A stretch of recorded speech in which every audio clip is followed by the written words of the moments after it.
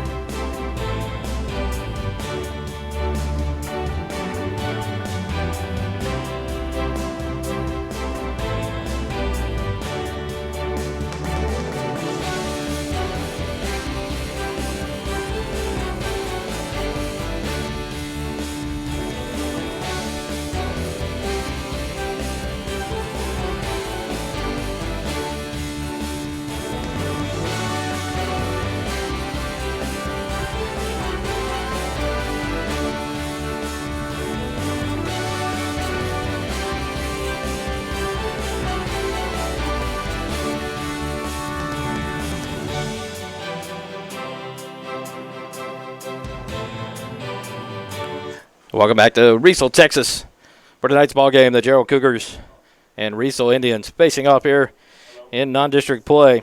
Riesel comes in 2A Division I District 8. Their district mates, the Axtell Longhorns, the Boscoville Bulldogs, the Bruceville Eddy Eagles, the Italy Gladiators, the Itasca Wampus Cats, and the Moody Bearcats. The Cougars 3A Division I District 10 getting ready for district play in a couple of weeks after we play here, and then we have a home game against Rosebud Lot. But we're going to face off against Cameron Yo, Lago Vista, Little River Academy, Maynard New Tech, Rockdale, and the Troy Trojans. So we go into the ball game. Last year, Riesel beat Jarrell 44-30 at Jarrell. So tonight, the Cougars have got to be looking for revenge against these Indians.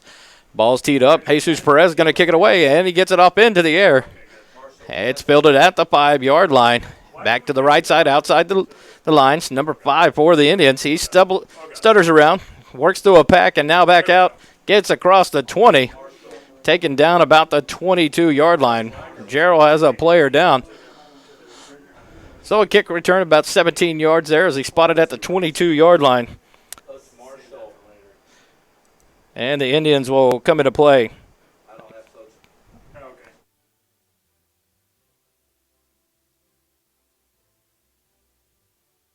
First quarter tonight brought to you by Georgetown Jewelry. McClintock, the quarterback for the Indians. He'll be in the shotgun. Running back to his left, one behind him. 2 receivers left, 1 right. McClintock turns, pitches it to the deep back. He's tackled quickly by a gang of Cougars there right at the 20, a loss of 2. Great job of pursuit by the defensive line. Number 2, Donovan Blakes on the carry. Took the pitch from McClintock and had no room to work as the Cougars close him in and take him down for a 2-yard loss.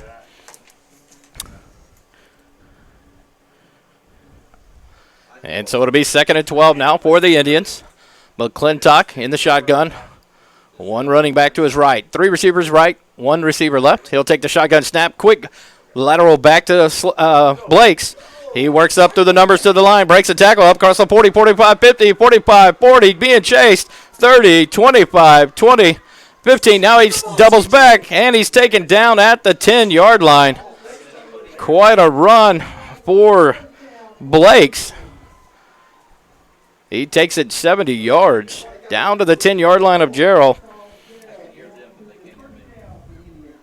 Nice job of hitting up the hash marks out toward the number, stutter stepping and breaking free through a tackle, and finally gets tracked down at the 10. It'll be first and 10 from the 10. It looks like they may be able to get a first down at the half-yard line. A handoff to the left side, and he's stacked up about the 8-yard line. Be a gain of 2 for the Indians. Number 27 on the run for the Indians, Bahajak. He gets a gain of 2, and that'll bring up 2nd and 8.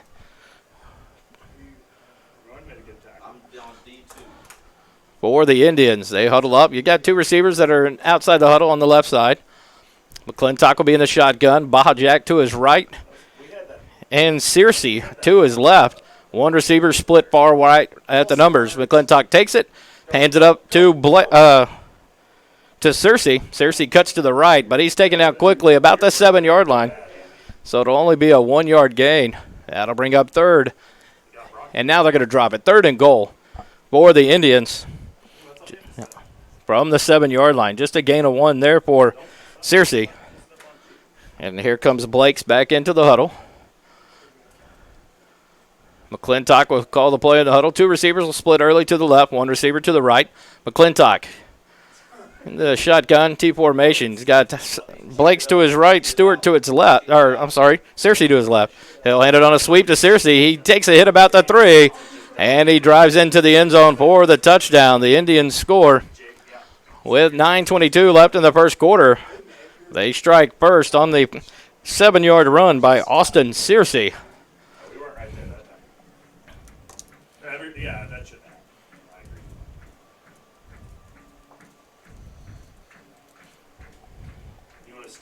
6-play drive for the Indians. And kicking tonight for the Indians be number 55, Wyatt Drews. He's on to try the extra point.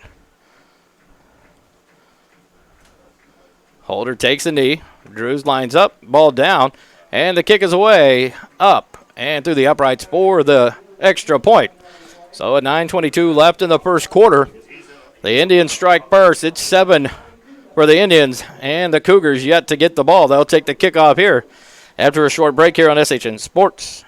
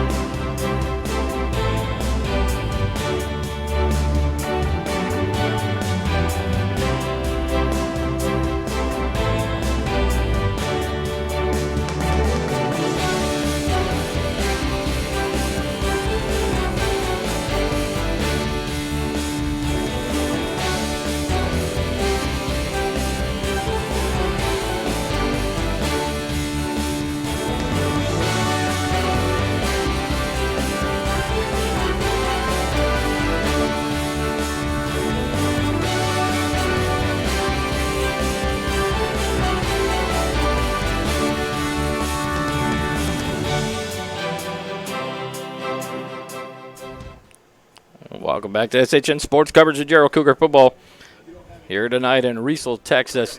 The Indians score. Now the kickoff from Drew.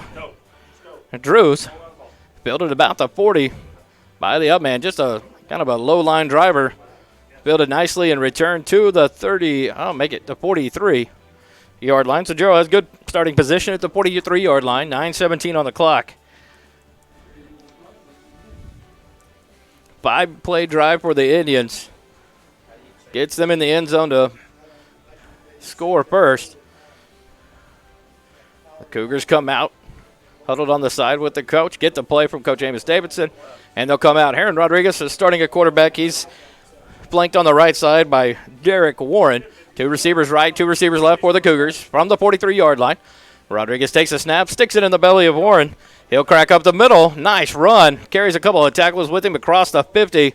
Spotted down at the 46-yard line of Riesel. And that'll be a Jarrell Cougar first down. Nice play there by Warren. Right up the gut.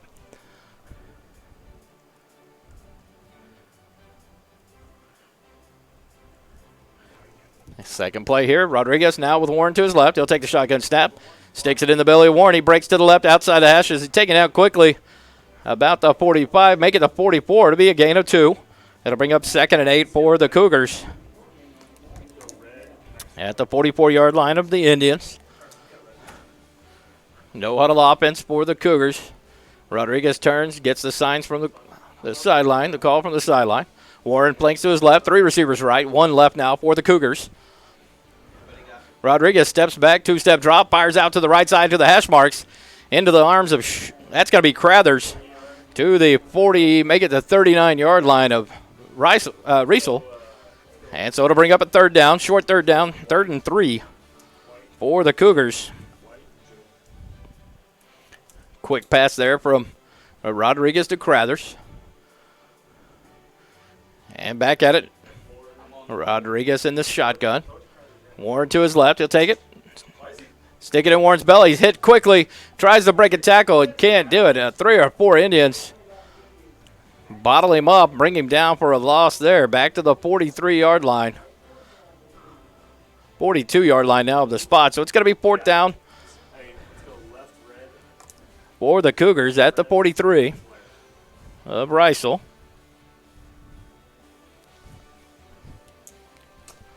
And looks like the Cougars are going to go for it. You got 3 receivers to the right, 1 to the left, or 3 to the left, 1 to the right.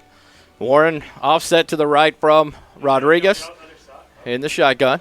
Warren breaks to the right. He's going to catch a quick swing pass. And it's incomplete. Prior to the snap. Good break there for the Cougars. The timeout was called from the sidelines. So it's going to be a timeout. First one of the half for the Cougars. It's an important 4th down here, about 4th and 5.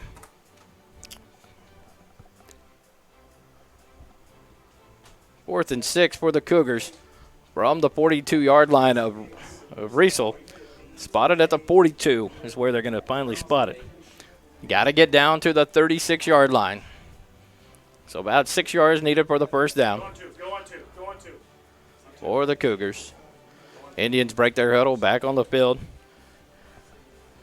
7 minutes, 17 seconds left here in the first quarter. The Indians 7, Cougars 0. Cougars on their first possession of the ball game. Have the ball at the 42-yard line of the Indians. Trying to drive it in and tie it up. Rodriguez will be in the shotgun. 3 receivers left, 1 to the right. Warren off to his left. Rodriguez takes the shotgun snap. About a 3 or 4 step drop. Looks, and now he's got to scramble. Misses, dodges a couple of tacklers. He's going to break it up the middle, and he's slammed down to the ground at the 41. Not enough yards. And it's going to be a turnover on downs at the 41 of Riesel. You need to tell him to take a breath. Can you pull your heel down? And so with 7:07 Take a breath. There wasn't a ton in his face. left in the fourth quarter, Throws that to remote. Riesel is going to take over on their own 41-yard line. Their second possession, McClintock's got split backs to his either side. Takes a shotgun snap. Sticks it in the belly, draws it out now, and he up the middle. McClintock out between the hash marks to the numbers, and he's dragged down about the 35-yard line of Jarrell. A nice run by McClintock there. Stuck it in the belly of Searcy, and then pulled it out quickly and ran up the middle and gets another first down for the Indians. They'll huddle back up. McClintock, play call coming in from the sideline. Slagle, one of the receivers, brings it in. Now they'll split. McClintock in the shotgun snap. And into the hands of Searcy. Searcy to the right side for a gain of about 2 yards. Taken down in between the hash marks and the far side numbers for a gain of 2. That'll bring up 2nd down and 8 for the Indians. Riesel in no hurry. They huddle up every time, waiting for the plays to either come in or receivers bringing them in. Slagle comes back in with a play call for McClintock as they huddle up.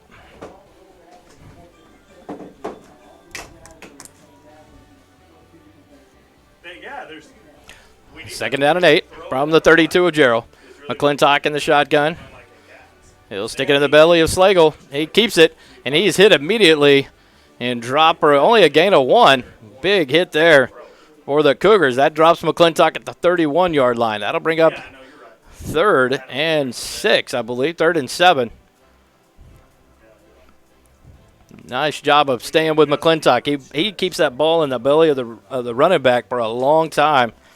And then he pulls it out. He watches. He does a great job of watching to decide if he's going to pull that ball out and keep it and run or let his running back have at it. Yeah, he does a good job of he gives him opportunity to either hand it off or take it up by himself.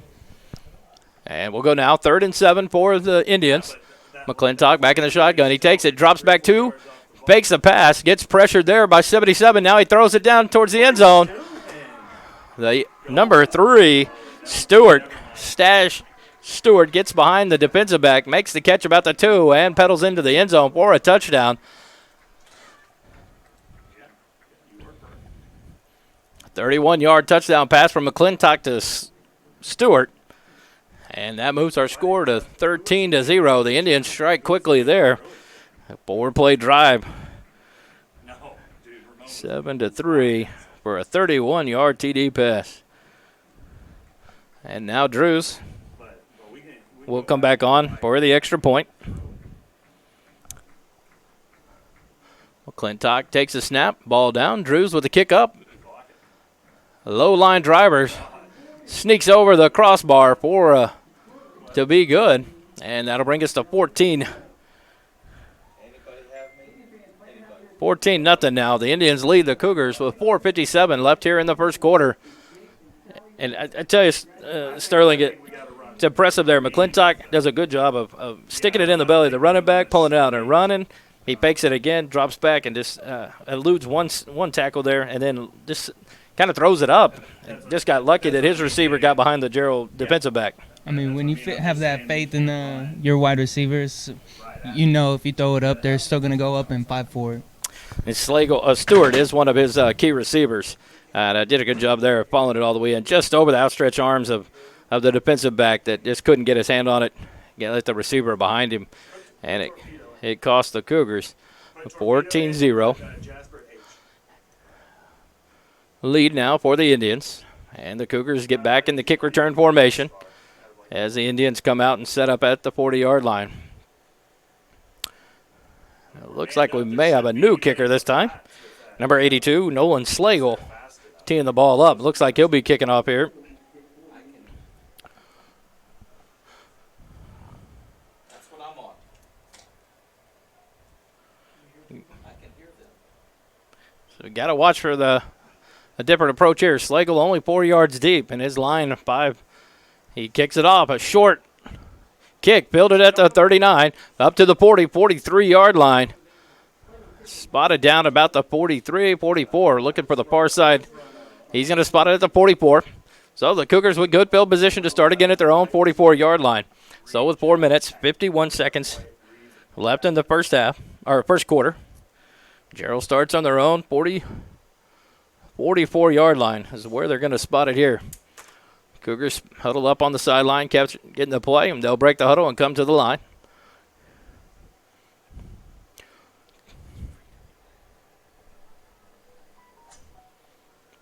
Rodriguez back in the shotgun. Looks like he's got Warren to his left. 2 receivers left, 1 right.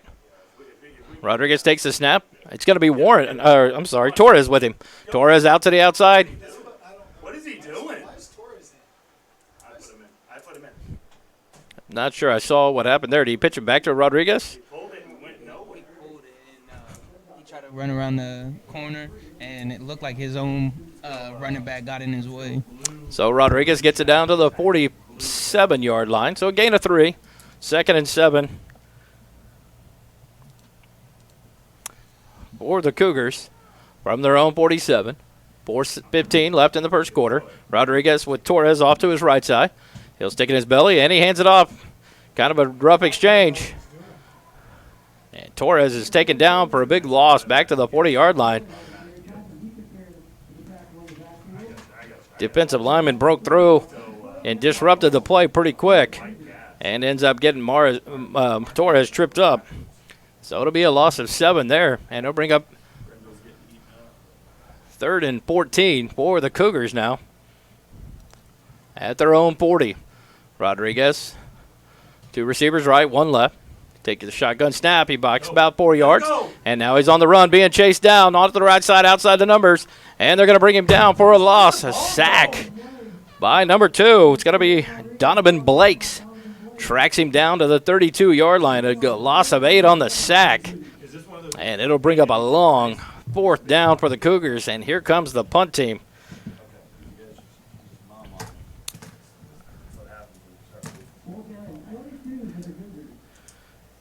So we start off here with 12, 22. It's going to be 4th and 22 for the Cougars. They've got the punter back deep. Is he hurt? Are we hurt? Snap back. The punter gets it, and he gets the punt off. High and to the near side. And it's going to take a bounce at 32. Rolls back to the 30, 29, 28. Get a friendly roll.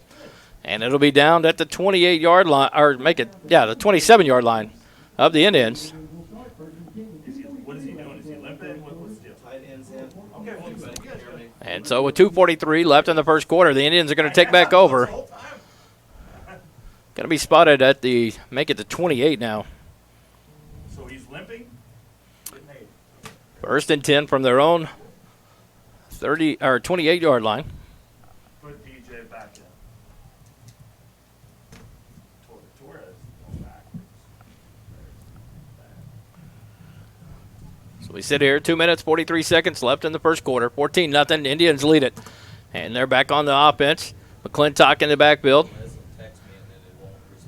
And it looks like we're going to get a timeout here now for the Indians. That'll be their first of the quarter. Give us some time to thank our sponsors tonight. Tonight's game of Jarrell Cougar football brought to you in part by Georgetown Jewelry, proud supporter of Jarrell Cougar football for all your jewelry needs, including weddings. Visit Georgetown Jewelry online at georgetownjewelry.com or in the Williamsburg Village Shopping Center in Georgetown.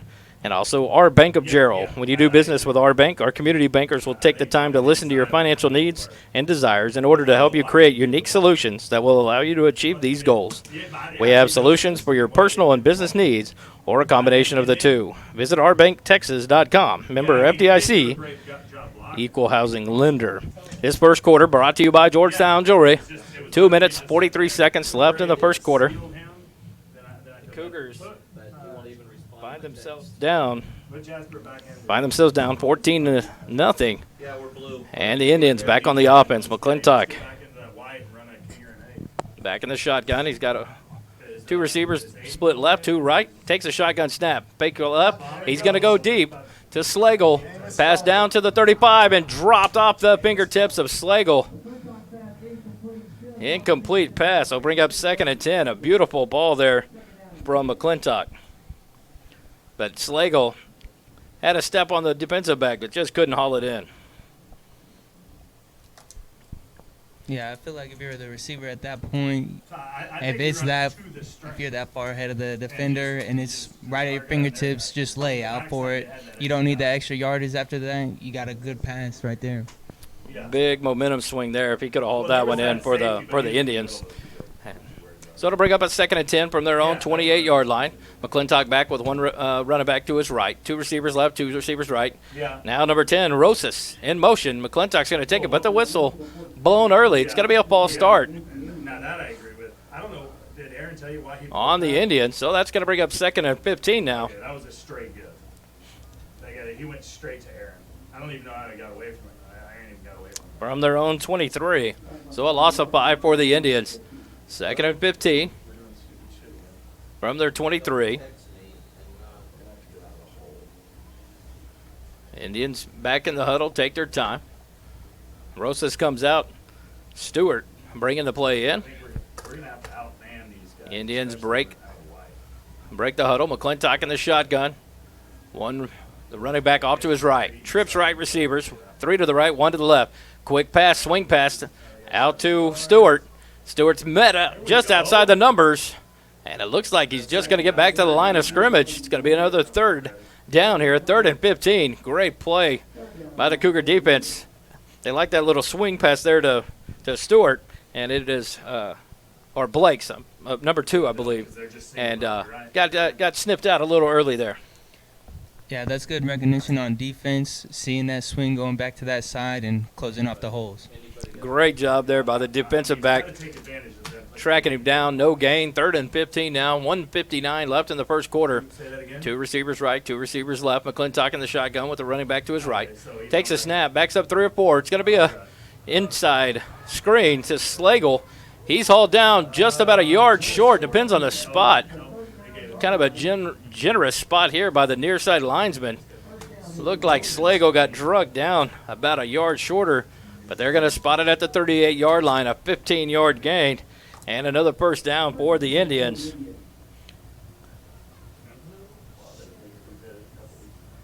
But they still spread their And they'll huddle back up. Yeah, we 1 minute, 30 seconds left in the first quarter. 14-0. Indians lead the Cougars. McClintock, now he'll set up with a running back to his right, 1 deep behind him, about 10 yards off the ball. 1 receiver left. He'll turn around, pitch it to the running back, number 5, Searcy. He goes outside the outside and gets stuck about the 40-yard line. Gain of 2, but what a stick there by the defensive back. Did a great job of following Searcy all the way out there and getting a good stick and putting him down for a gain of 2. Although that was a good hit, I want to recognize McClintock for still sticking with that play and going out for giving him an extra block. And McClintock doing a good job of moving outside and gets involved even when he doesn't have the ball. Yeah, quite an athlete. Big 6'5" quarterback for the Indians. McClintock now split running backs. 1 right, 1 left. 2 receivers right, 1 left. He'll hand it, stick it in the belly of Searcy, pulls it back out, and up the middle between the numbers and the hash marks. Stumbles down to about the 49-yard line. That'll be enough for another Indian first down. Gain of 9 there for McClintock. I thought he, And that will bring us to the end of the first quarter. There's 27 seconds left. They're going to come to the sidelines and let the clock expire to bring the end of the first quarter. I can't, you're breaking. So at the end of the first quarter, it's going to be 14-0 ball game. Riesel leads the Jarrell Cougars. We'll take a quick break and bring you back to the second quarter here on SHN We Sports. don't ever get him.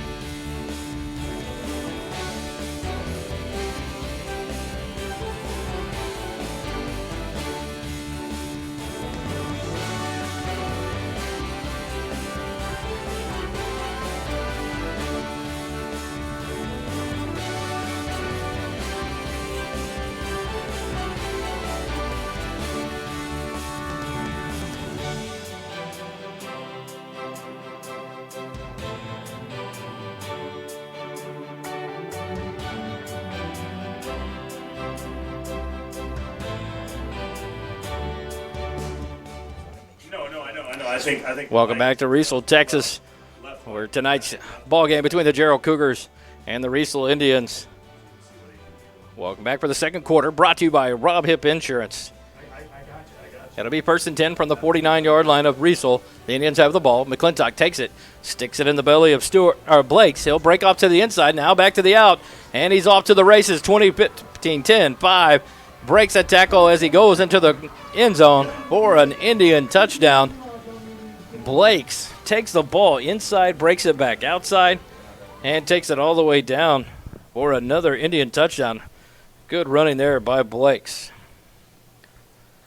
That's going to bring us to 20-0 now on the scoreboard. Extra point attempt will be pending here.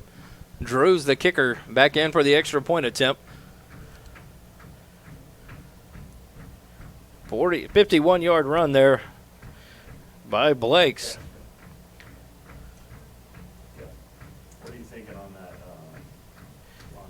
And now the kick back, snap back, and it's low line drive, and this time it doesn't get high enough, and the extra point attempt will be no good. So that'll leave the score 20-0. Indians lead the Cougars 11:49 left in the first half. Oh, they got that too. Yeah, I got you. Yeah. And so the Cougars will get the ball back. If Jasper goes and gets him. But a great run there, Sterling by Blakes. He did a great job. He took the ball inside. The ball was in the middle of the field. Cuts inside and breaks it outside the hash marks towards the numbers and just off to the races. Is Aaron all right? Yeah, I want to point out also that Let's Riesel's whole offense, like, they're all in on the play. They all do their parts to sell whatever they're feeding them. And I kind of want to see what Jarrell has to do to answer that. Exactly. Riesel doing a great job. All members, you can see they're doing their jobs. They're committed to the play call. And man, Blake's just doing a good job there. But McClintock doing a good job of holding the ball. Sometimes he sticks it in quick and lets him go. Sometimes he'll hold it, and then pull it. Does a good job of watching the defense and trying to read a reaction. So now the Indians will kick it off. 11:49 left in the first half. Cougars are back to receive. Got two deep men at the 25. The last two kickoffs have only gone to about the 40-yard line at deepest for the Cougars. And Drew's back in to kick here. Number 55 for the Indians. He's 3 yards deep. He kicks it. It's going to be a short kick. It stumbles about the 45. Fielded at the 35. And will fall on it there. The Cougars fall on the ball at their own 37-yard line. Edgar falls on it there. And that's where the Cougars will start with the ball. 11:45 on the clock. And they'll be at their own 32-yard line. They huddle up on the far side of the field. Now the second quarter. Cougars going from right to left on your radio dial. And they'll come back out. Warren will be in the backfield with Harold Rodriguez, the quarterback. Have two receivers left, Schomburger and Krathers. One receiver right for the Cougars on the far side numbers. Rodriguez takes the snap. Quick pass to Schomburger. Catches it at the 35, up to the 40. 45, breaks a couple tackles out across the midfield stripe. Great run there by Schomburger. Gets it into Indian territory. It'll be a first down into the 49-yard line of Riesel. Great play there. Rodriguez, quick snap, turns, snaps it off to Schomburger, and he does it from there. Getting it down to the 49 of Riesel. Nice gain on first down. Brings up another first down for the Cougars. Changing a little tempo here. Rodriguez back, swing pass to the right side of Warren, past the 50, 45, and he gets slammed down about the 42-yard line. Nice little gain there of about 7. Looked like McClintock chased Warren down there. McClintock, just a big ball player, 6'5". I have to pull up the other stats I've got on that young man. What a big ball player there for Riesel, and only a junior. So we got 2nd and 3. For the Cougars, hands it off to Warren to the left side. Outside the hash marks to the numbers. Breaks it to the 40. Breaks a tackle down to the 35. Taken down there. And it'll be another first down for your Cougars at the 35-yard line of Riesel. Great job there by Warren getting outside the hash marks to the numbers. Breaking a tackle, picking up another first down. Yeah, it took him a little bit to get on the outside, but right when he found that corner, he cut upfield. He got enough for the first down. Back in the shotgun will be Rodriguez. 3 receivers right. Schomburger's the lone receiver to the left. Rodriguez, 2-step drop across the middle. Ball's batted up in the air and finally hits the ground. Not picked off. McClintock read that one. Tried to cut in front. Couldn't pick it up, but knocks it down. So it'll be an incomplete pass there Let's go to red on king. for Rodriguez. That'll bring up 2nd and 10 from the Riesel 35. That's a defense's dream right there. You practice those tip drills, and it's sad to see that drop. No, Rodriguez takes a snap, sticks into the belly of Warren. He goes out to the right side, outside the hash marks to the numbers, slips a couple of tackles and drags one with him. Gets back up to the 31-yard line. Or he's taken down there. It'll be a gain of 4. So it'll be third and All right, let's go left, red. 6 for the Cougars. Red. Okay. Let's go red. Warren finally got outside the numbers, and by the time he did, he had a couple of Indians right there on his back. Luckily, he slips one of them and gets through to get some positive yards there for the Cougars. Rodriguez back, 3 receivers right. Schomburger, the lone receiver, to the left. And now we're going to get a whistle here. The linesman on the near side will blow it dead. And a timeout here by Riesel. I believe that's their 3rd timeout already of the first half. So they'll be out of timeouts the rest of the way. And that'll give us another break here to give us a shout out to our sponsors here of Jarrell Cougar Football. Eagle Auto Parts of Jarrell. WVE Vehicle Electronics, offering a portfolio of high-quality aftermarket vehicle electronics, including connectors, relays, solenoids, switches, emission, and ignition electronics. Building upon a foundation of premium full-line programs established under the NGK, Sparkplug, and NTK sensor brands, WVE products are rigorously tested and engineered to perform in import and domestic vehicles. For your vehicle electronic needs, choose WVE Vehicle Electronics, precision engineered to perform. Found at your hometown Eagle Auto Parts store in Jarrell, Texas. So we come back. Second quarter, 9 minutes, 53 seconds remaining. The Indians lead the Cougars 20-0. Cougars driving. They start on their own 32-yard line. And now they've driven down to the 31 of the Indians of Riesel, where it's 3rd and 6. Rodriguez has got 3 right. Quick pass to the left to Schomburger. He's just dropped it. Yeah, he dropped it. And he's unable to hold on to the ball. Ball hit him in the hands. He just dropped it. And that'll bring up 4th down on the incompletion. And the Cougars will try to go for it here from the 31-yard line of Riesel. So it'll be 4th and 6. Nice pass by Rodriguez there, and Schomburger just couldn't hold on. Costly drop. He may have been able to break it. It was one-on-one coverage. Now Jarrell comes back, 4th and 6. Rodriguez with 2 receivers right, 2 receivers left. He's going to have to scramble out to the right, being chased from the numbers. Throws it, and the ball's caught on the far sideline. Great catch on the 22-yard line. 1st down for the Cougars. That ball. Who caught that? Good catch. Trying to figure out who hauled it in. What a great catch. On the sideline, gets a foot down, makes the completion for Rodriguez. Great pitch and catch there down to the 22-yard line. 1st and 10. Rodriguez back in shotgun. He'll take the snap. Stick it in the belly of the runner. It's going to be number 3. He gets it to the outside, dives down to the 16-yard line. Nice little positive pickup there, about 6 yards. Hey, let's go back to blue. Compton. Let's run Jack. Jasper Compton was a good run there. Blue, Jack, Tank. What's wrong with him? He's going to come out Oh, shit. We'll get his just straight back in. and be replaced now by, looks like Warren. Back in the backfield with Rodriguez. 2 receivers left, 2 receivers right. Snap put in, handed off to Warren right up the middle. Gets hit, but keeps driving the pile down to the 10-yard line. And that's going to bring up another Jarrell Cougar 1st down. Great job there by Warren. Took a hit and kept going. Let's go blue. Blue. Let's run, So it's another 1st down at the 10-yard line. So it's going to be 1st and goal for the Cougars. Trying to make something happen here in the second quarter. 8 minutes, 50 seconds left. Rodriguez back, Warren to his left. 2 receivers right, 2 receivers left. Snap low. Rodriguez picks it up, has time, fires into the end zone. Off the hands of the receiver. Would have been a touchdown. Couldn't haul it in. It'll be an incomplete pass. Let's go left to blue. Tough drop there for Rodriguez. Good throw. Only where his receiver could get it. And he just couldn't haul it in. That's disappointing to see.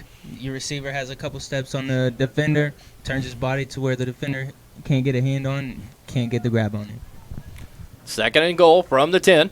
Rodriguez takes a snap.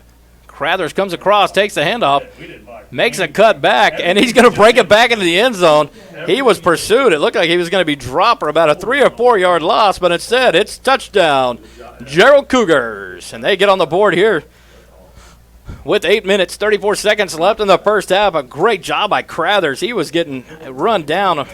Looked like it'd be a 3 or 4 yard loss, and man, he stops on a dime, cuts back, and found pay dirt. And what a good run there by Crathers. So Jarrell breaks the scoreless snide. They were on the 0 and got 6 on the board. They're going to go for 2 here. Edgar's going to take it, and he goes into the end zone, but a penalty comes from the back judge. And he's going to call a false start on the Cougars, so the play will have to be rerun. They're going to have to drop it back there. Compton has the chin strap cut. Oh, he was in for Compton. And so the Cougars will be backed up now. The extra point try will come from the 8 yard line. So it looks like here, Jesus Perez in, the kicker. And he'll set up the kick from the 15 yard line. So now the extra point attempt will be a 25 yard field goal for number 6, Jesus Perez. The snap's back. Low snap, bobbled, can't handle it. And Edgar's just going to fall on it. So the kick at extra point attempt is no good. The snap was just low. Edgar didn't have a really good chance to even make a play on it. The ball bounced before it got to him. And so the extra point attempt is no good. And so that leaves us 8 minutes, 34 seconds left here in the first half. 20-6. The Indians lead the Cougars. But a good job there of Jarrell to turn around the momentum, get something on their own side. They get the ball at their own 32, drive down there, push it in there on a great run by Crathers on 2nd and goal. Great job all by himself there. He just made some people miss and finds pay dirt. And so hopefully now that we can get the defense fired up, get them in that momentum to make a difference here to stop these Indians. Yeah, even though you didn't come out with the full 7 points, it's something you really want to see from Jarrell. Is even though you're down, you come back out on the next drive and you push your way through that.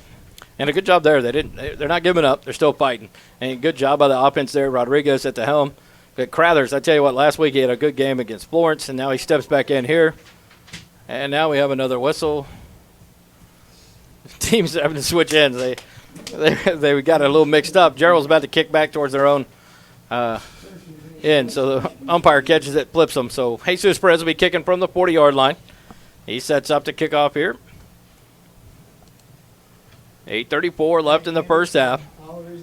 Second quarter brought to you by Rob Hip Insurance here on SHN Sports. Rob up in North Dakota getting ready for the Sam Houston State game tomorrow on Bearcat Radio there. Jesus Perez back, 35. Now he steps forward. It's got to be a little pooch kick, onside kick. Oh, just over the outstretched arms of it. Looked like Schomburger and out of bounds. Nice little pooch kick there by Perez. Just past the 10, maybe 12 yards deep. And Schomburger leaped up in the air just over his outstretched arms. And so it goes out of bounds, and the penalty flag comes down. So we'll see where they mark it. The ball goes out of bounds at the 47 of Riesel. And so now the umpire will make the official call. He was almost there. I mean, it's there. It's just wasn't a good kick. Anybody got me? It'll be a 5 yard stepped off penalty. So Riesel will start with the ball. Anybody got me? 8 minutes, 34 seconds left in the first half, and they'll be at the 48 yard line of Jarrell. So a short field here for McClintock and the Indians. Even though Jarrell didn't come up with that ball, that's still a chance you like to see him take, trying to get those points back. Absolutely. One receiver right for the Indians, 2 left. Split running backs with McClintock. He'll stick it in the belly of number 5. And he breaks it out to the outside the numbers. And he finally gets run out of bounds at the 33 yard line. It'll be a gain of 15 and a first down. Number 5, Searcy on the run there, 15 yard gain. Indians huddle back up. A lot of running on this offense, a lot of different weapons the Indians are using tonight between McClintock and Blakes and Stewart and Searcy and doing a good job of changing things up. Slagle split right for the Indians. To the left, you have number 3, Stewart, and number 10, Rosas. Split backs on the opposite sides of McClintock. He's about 6 yards deep. He'll take the shotgun, stick it in the belly of number 2, Blakes. And he's going to be run down, dragged down for a 2-yard loss. Number 77 for your Jarrell Cougars. Copeland, Jake Copeland with a good tackle there. He grabbed onto the jersey of Blake's, and he wasn't letting go. 2-yard loss brings up 2nd and 12 for the Indians. 8:05 left here in the first half. I mean, I know he went to him once, but shit. 2nd and 12 from the 35 of Jarrell. The Indians back in the huddle. On defense, that tackle doesn't have to be the prettiest. Just make sure you bring him down. Great, exactly right. And Copeland wasn't beautiful, but he wasn't letting go. He did a great job using the power. And Copeland is a powerful defensive player. I enjoyed watching him make some plays this year, and he didn't let go. Blake's wasn't getting too far once he grabbed a hold of that jersey. And here we go. McClintock back. He'll stick it in the belly. It looks like a Searcy, and he's stacked up by a host of Cougars. 1, 2, 3, 4, 5. 5 or 6 Cougars. Put him at F. And it was in the hands of Searcy. And Searcy gets thrown backwards. They're going to blow it dead only on a 3-yard loss. Back to the 38 of Jarrell. But nonetheless, it brings up 3rd and 15 for the Indians. So a good defensive play there for the Cougars. Bring up a long 3rd down for the Indians. That's definitely a big plus for Jarrell's defense is getting run over like that, but finally closing the door and taking them down for a good loss. I'm trying to make a good stand here after the offense came in and did their job. Defense trying to contribute now at the same time. McClintock back. Quick swing pass off to the right to the hands of Searcy outside the 40, and he's driven out of bounds at the 40, make it the 36-yard line, 35-yard line. Edgar chased him down. It's going to bring up a 4th down now for the Indians at the Jarrell 35. Now they're going to show, and they may just pooch it out of that shotgun. So a good play there. I believe it was Edgar that chased him down and drove him out of bounds. And it brings up the 4th and 12 from the Jarrell 35. Good play. Defense standing hard here. 6 minutes, 13 seconds and counting here in the first half. And all it takes is a little bit of momentum from your offense. Your defense will start to step up, and everything will start coming together. McClintock and the Indians going for it on 4th down here. He's in the shotgun snap. He's going to step back, and he's going to go far down the right side line. Crathers off to Slagle. He overruns it. Slagle stops and comes back to the ball, and it'll be completed all the way down to the 8-yard line of Jarrell. I tell you what, nothing pretty about that from McClintock. He just hung it up in the air. Slagle goes to it. Crathers doesn't watch the ball. He plays the man. He overruns him, and it results in a big first down for the Indians down to the Jarrell 8-yard line.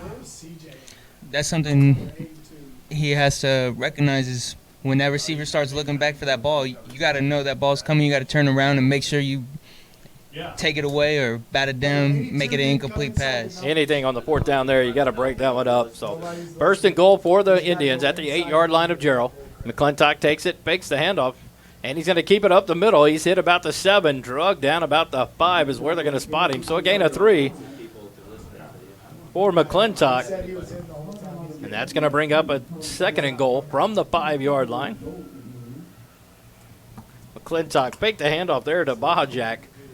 Kept it in the belly a long time, pulls it out. But Bahajak, I don't know if you saw there, so he kept bent over and running like he had the ball, drawing the attention of the defensive players at the same time, trying to do his job and keeping that alive. And McClintock, he's trying to make it up the middle. So good play there. Great job by Bahajak to keep doing it. So it'll be 2nd and goal from the 5-yard line. McClintock in the shotgun, takes a snap about the 10-yard line, and he's just going to straight quarterback draw it right up the middle, and he powers over a couple of Cougars and just runs over them. That big young man just barrels in for another Indian touchdown at the 5:03 mark, pushes the score to 26-6. Indians lead it here in the first half. That's another thing you see over and over again. McClintock is such a powerful runner. Whether he's 6'5" or not, he's keeping those legs moving. He's lowering that shoulder and making the defense come up and try to stop him.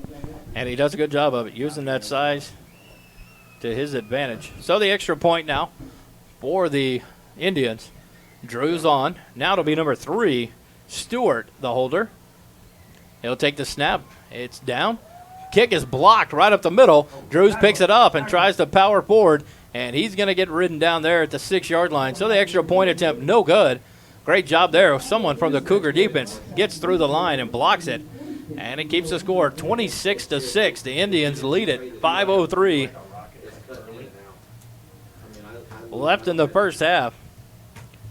And so the Cougars are going to get the ball back Go back to laser. Yeah, one more time, at least one more time here in the first half with a chance to try to cut into this lead. Riesel just driving the ball down, a lot of running, but when it came down to it, that one big pass play on fourth and 12, and this is one of those deals. You were right, Sterling. The defensive back's got to be watching the player, and when he looks back, he's got to look up for that ball. And Crothers just couldn't do it. He overran it, and Slagle went back to it, makes the catch, and just a difference maker there, which then shortens the field to the first and goal from the 8, and McClintock went to work from there. Yeah, and being a former defensive back, I know how it is on fourth down. Your attention's high. You're trying to make a stop, knowing that they're going for it, but you got to come up with that big answer and get that ball back for your offense. Talk about the momentum change that would have been there. They get that fourth down stop there. The Cougars have the ball at their own 32. Totally different ball game there, or at their 35. Would have been a totally different momentum here in the first half. A chance to go back and cut it from, instead of 20-6, it could have been 20-14 going into half. And so some work here for the offense. Got to get back on track. Now we're going to have Slagle back to kick it off again. Kicker number 2 of the night. Slagle approaches the ball, and he toe pokes it down about the 26. Picked up about the 24. Dropped now, picked up. Edgar has it. And he'll be drugged down about the 31-yard line. That's where the Cougars will start with the ball. 4:59 left in the first half. Let's go back to it. I like that laser. 4:59 from their own 31-yard line. Edgar had a hard time picking that up. May have got a few more yards, but the ball skipped. He picked it up, drops it, has to regather. By that time, you've given some more yards there for the Indians to track him down.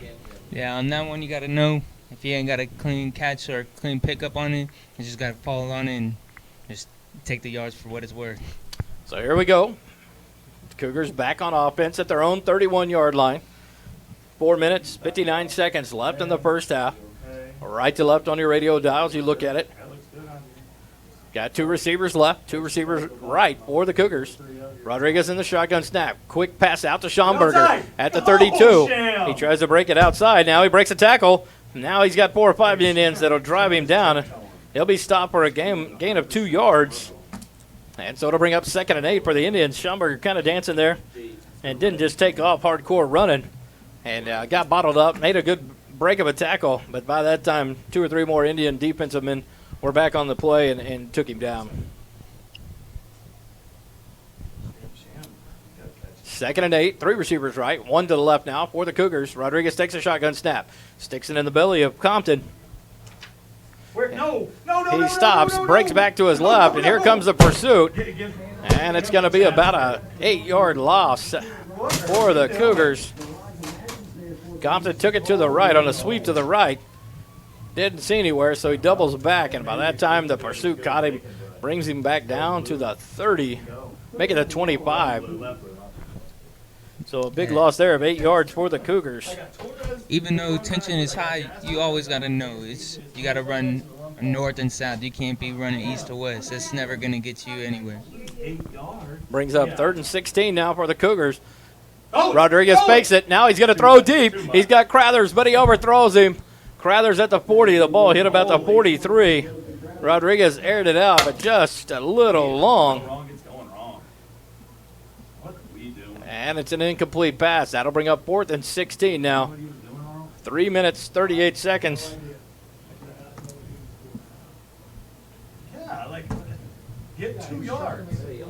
But, I mean, Not a bad pass there by Rodriguez. Just needed to air it out. He had Crothers wide open. He was 2 or 3 steps behind the defensive back, but couldn't make the catch. And the punt's off. Low line driver. It's going to be filled at the 43-yard line. why are you fast down there, person? Thank you. And drug down at the 46. Only a 4-yard return there by Rosas of the Indians. But a good job of pursuit. I make it Searcy. Sorry, not Rosas. Searcy. But he did a good job there of the defender tracking him down. Yeah, that's a good job by Pursley right there, is fighting through that stiff arm and bringing them down, We're kicking. containing those yards. Nobody's going up for the So the line. Indians will have the ball at their own 42-yard line with 3 minutes, 28 seconds left in the first half. Slagle will be split to the right. We can run it out of orange. But You're going to have Rosas split to the left. 2 running backs in the backfield. Opposite sides of McClintock. He'll take the snap, put it in the belly of Blakes. Blake around the left side, now up the middle, cuts back. Flag down on the far side. Blakes keeps running all the way back across the right side to the numbers, down the sideline to the 20, 15. He's got no angle. Run out of bounds about the 16 of Jarrell, but there's a flag on the far side of the field about the 48-yard line of Riesel. So we'll see what that penalty is. It could bring it all the way back. So we'll see what they call here. One of the Jarrell players was running down the field holding his helmet after he got taken off, so I'm not sure what happened. Blakes did a great job. Sterling, he started towards the middle. Man, he cuts back and gets all the way out to the sideline, where he runs down the sideline and gets knocked out at the 16, but it may be off or not. We'll see what the penalty is. Personal foul, and it's going to be on the Cougars. I was about to say, even with that flag on the ground, that's still a great run by Blakes right there, keeping his head up, keeping feet moving, and making defenders miss, doing his job. So he gets knocked out of bounds at the 16, but now with the personal foul on Jarrell. I thought Aaron was limping. Our guy got his skin helmet ripped off. How can that be on? Going to have to try to figure out what's going on. The far side line judge threw the flag about the 48 of Riesel. It's on them. Dale, freaking idiot. So there's some confusion in the middle of the field. The Jarrell player was running with his helmet off like something had happened to him, and the umpire calls it, or the referee calls it, that it was against Jarrell. But now he'll come back over and Get these guys settled at halftime. They can't just be trying make to a signal. I get wanting to make plays, but do your job. Now the referee will be explaining it to Coach Keith Stippelmeyer for the Indians. Try to reverse Sounds like it's supposed to be maybe on the Indians. The ball now is being walked back by the umpire. and then So a lot of confusion here, Sterling, as they try to figure out what's going on. Kind of a crazy because the flag was left on the 48 the whole time. And now the players are all walking back towards midfield, so it's confusion here. The ball was down to the 16 of Jarrell. Coach Stippelmeyer still talking to the referee. And now they're walking back towards midfield and still continuing their conversation. So a lot of confusion here. Going to try to figure out what's going on. Now he'll signal personal foul on the Indians. So now that will negate the run by Blakes. Like you said, take nothing away from it. Great effort there by Blakes and a great run. Not sure what the explanation is. We can't hear it up here in the booth. But nonetheless, face mask is what it was. 15-yard penalty. So they got to flip back around. So now it's going to be 3rd and 25 for the Indians from their own 32. They started at their own 47, so a big loss. And so it's going to be first down, 1st and 25. It happened during the play, so it is. You replay the down. So take that away from the 16, and we'll drop it back to the 32-yard line. He has a chance to beat him. He definitely gets about 8 yards. No. I'd rather 8 yards than that than running back inside and get hit. Now, And so here we set it. 1st and 25 from the 32. McClintock. He takes a snap and takes off running up the middle, lowers his head, and he gets stacked up at the 35. So only a gain of 3. That'll bring up 2nd and 22 to the Riesel 35. So a gain of 3. That's a great stand by the Jarrell defensive line right there, recognizing that run and not giving them any more yards. Great job. McClintock, that big runner, boy, he lowers that head and takes off in there, and boy, they stood up to him, and he ran across the left side of the right side of the defensive line into the Jake Copeland, and they stood their ground there, made a good play. Only a gain of 3. 2nd and 22 from their own 35. 2 minutes, 14 seconds and counting left here in the first half. The Rob Hip Insurance second quarter. McClintock takes a snap. He'll go across to the left and quickly hit quick by Jake, but they blew the whistle. It's going to be a false start on the Indians, and that'll back them up some more. So now it's going to be 2nd and 27. I guess we will find out. Another 5-yard penalty on the Indians. Copeland read that play, and he started to hit McClintock. They hear the whistles, and so they both stand up before they go to the ground and just kind of stop. But Copeland had read that really well on the right side. I just need to know if I can call books. So at 1 minute 52 seconds, clock has been started again. It's starting to count down. Indians have the ball. 2nd and 27 from their own 30. I also like McClintock takes the snap with 1 second on the play clock. Hands it off, and he's stacked up quickly. Jake Copeland makes a big stick at the 32. And a quick timeout by Coach Amos Davidson of the Cougars stops the clock with 1:33. So only a 2-yard gain there will bring up 3rd and 25 for the Indians. But we'll take a quick timeout. Be back here on SHN Sports after this. 75, and then we come off.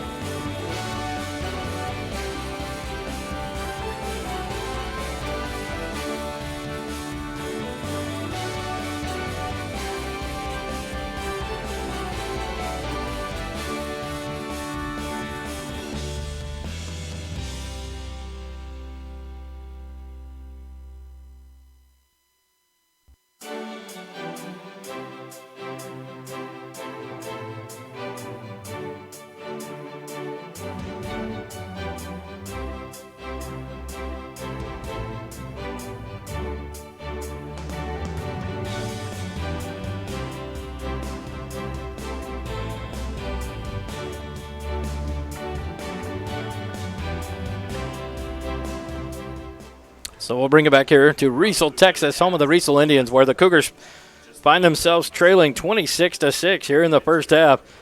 Second quarter, 1:33 left on the clock. The Indians have a 3rd and 25 from their own 32. McClintock turns around, pitches it to Searcy. He's going to run around the outside, past the 35 to the 37, stacked up there. And they call it, blow it dead. Stayed in bounds, but a timeout used by Jarrell.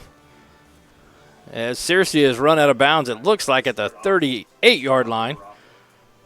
So right there, he picks up 6 yards, so it brings up a 4th and 19 for the Indians. But a timeout there for the Cougars. That's their last of the first half, but they would assume the punt's going to come here from the Indians on a long 4th and 19. Have the ball at their own 38. Referee, give him a little fist pump. Not sure what he's calling. He's waving up here to the booth. If we just do a ladder deal. So it'll be 1 minute 20 seconds left in the second quarter They know reverse. for the Cougars. See if the Indians are going to punt here. They haven't shown their formation yet. They're going to huddle up. So the Cougars come out. They're going to send Warren deep, expecting a punt. The Indians still in their huddle. They're going to break now. Slagle is deep. It looks like Slagle's going to be the punter. McClintock is the up back. So you got to watch there if he gets a quick snap. But it's 4th and 19. Don't want to take any chances there. You got to be prepared. Snap is low, skips. Slagle catches it, punts it. The low line driver, Warren, gets it, and he has to fall on it. Can't field it cleanly. It hopped up into his chest, and he bobbled it. But nonetheless, he goes down at the 33-yard line. So the Cougars will have 1 minute and 16 seconds left. Let's run it as blue. Blue rocket. In the first half. It's going to be, now they're going to spot it at the 34-yard line. So Jarrell will have it at their own 34. Right. 1 minute, 16 seconds. Blue rocket. I said blue rocket.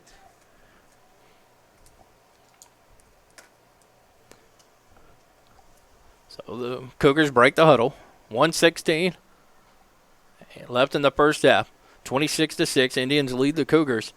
Jarrell has the ball. Rodriguez in the shotgun. Two receivers right, 2 left. He'll drop back deep. Screen pass, and it's picked off by a lineman. Rodriguez leaves it short, and it's picked off there by number 60 of the Indians, Tyler Jeske. Probably Heskey. Good play there to bring that one in. That's an unfortunate play, but Nobody within 10 that's on yards. the quarterback right there. He keeps just slowly going back and then decides to have a little lob right there, but it's too low. It gets picked off. That's a good read by the defense. So now the Indians are going to have the ball with 1:08 from the Jarrell 30 or 29-yard line. Kicked him in the square in the nuts. He needs to know. McClintock takes it, pitches to Searcy. He's going to throw it deep, but over the head of Slagle at the 2-yard line for an incomplete pass. Little tricky play there, something we haven't seen, the different wrinkle in the offense. McClintock tosses it to Searcy. Searcy stops and throws to Slagle, but he didn't hit the target. Incomplete. They'll bring up 2nd and 10 from the Jarrell 29. He said he had a clean line of sight. No, there were 5. And so now you're going to have dudes 2nd and 10. They're going to huddle up with the clock stop there. Throw it and get the play in. McClintock's got 2 receivers right. He's got Stewart and Slagle to his right. He's going to have Rosas split out to the left on the far side. At the same time, they were holding our back. Running backs on each side of McClintock. He'll take the snap at the 35, drop back, and he's pressured. He steps through the pressure, almost picked off by Crathers. Great read there. Slagle, pass was going to Slagle. Had a great job of Crathers there to close quickly and knock it down. If he picks that one, it's all the way for a pick 6, but unfortunately just can't hold on to it. But it'll bring up a 3rd and 10 now for the Indians from the Jarrell 29. That was a good defensive read by Crathers, reading the quarterback's eyes, seeing where he's getting flushed to, and coming up and breaking up that pass. So now we got it 3rd and 10 from the 29 of Jarrell. The Indians have the ball. Slagle split far right. Now Stewart's going to go to the left side with Rosas. So we got 2 receivers left for the Indians. McClintock's got 1 running back to his right and a split receiver on the right now. Searcy split right. McClintock steps back, grabs the snap, and now he's going to run it right up the middle, down to the 20, to the 19. Going to be down to the 18-yard line, so another first down for the Indians. And they're going to have to run. They got a running clock, 42 seconds and counting. And they get the play in quickly. 37 on the clock. McClintock, 2 receivers left, 2 right. He'll take the shotgun snap with 34 seconds. He rolls out to the right. He'll throw it to Searcy, but off his hands at the 11-yard line for an incomplete pass. That'll stop the clock at 30 seconds. It'll bring up 2nd and 10 from the 18 of Jarrell. That's one thing you hate to see by a wide receiver. You be a couple steps ahead of the defender, and the ball just goes right through your hands. And right off the mitts of Searcy there. He had the ball, and he had room to run. And fortunately for the Cougars, he can't complete the task. I think he started running before he had the ball. That's what I was about to say. And so now McClintock has 2 receivers right, 2 receivers left. Blake's in the backfield with him. He takes a snap. It's low. Now he throw across the middle over the head of Searcy. Stewart's the short receiver. Man, he's quick, but a little too high for him. So that'll bring up 3rd down. Incomplete pass there for McClintock. 5 seconds off the clock, so only 25 seconds remain here in the first half. The Indians trying to score again. That throw came with a little heat on it. It looks like he's getting a little frustrated with his receivers there. McClintock did fire the pass ball across the middle. And, maybe if he has Rosas or Searcy there, but Stewart's a little bit shorter, and, boy, that ball was a little bit high and out of his range, but it had a little heat on it from McClintock. 3rd and 10 from the 19-yard line of Jarrell. Make it to 18. McClintock takes the snap. Right across the middle, Searcy settles in, makes the catch about the 10, taken down to the 8. And the whistle's blown dead there as they set the clocks. A timeout was called there by Coach Stippelmeyer, but I thought they had used all 3 of their timeouts already. How many timeouts do they have left? But he's going to call a timeout with 17 seconds. The pointing pump by the referee. Not sure what he's signaling to the clock guy, but it is pretty funny. And so 17 seconds left. It's going to be 1st and goal from the 8-yard line. A little 10-yard pass for a first down there to Searcy. Seems to be one of the best, the favorite targets there of McClintock. He hits him right in the midst, and he hauls it down for a 10-yard gain. So now a timeout here. So the Indians will set, trying to score the last second. Jarrell will start the second half with the ball. So a big stop here would be very beneficial for some momentum to start the second half on a kind of a positive note if they can make a stand. So we'll set it up here. 26-6. The Indians lead the Cougars. 17 seconds left here in the first half. The Indians have the ball. First and goal on the Jarrell 8. Gonna have one receiver right. It'll be Slagle. Two receivers left. It looks like it's going to be Stewart and Rosas. In the backfield will be McClintock in the shotgun with Blakes off to his right side. Searcy in the slot on the right. McClintock takes a snap, roll out to the right. He's going to throw it to the end zone. Outside the grasp of Slagle. Can't make a catch on that one. If he makes that catch, I'm not sure he can keep his feet in. It was just a little bit too outside for him there, close to the sideline. But no one can pick it up either. So a safe pass, but it stops the clock. 11 seconds now left for the first half.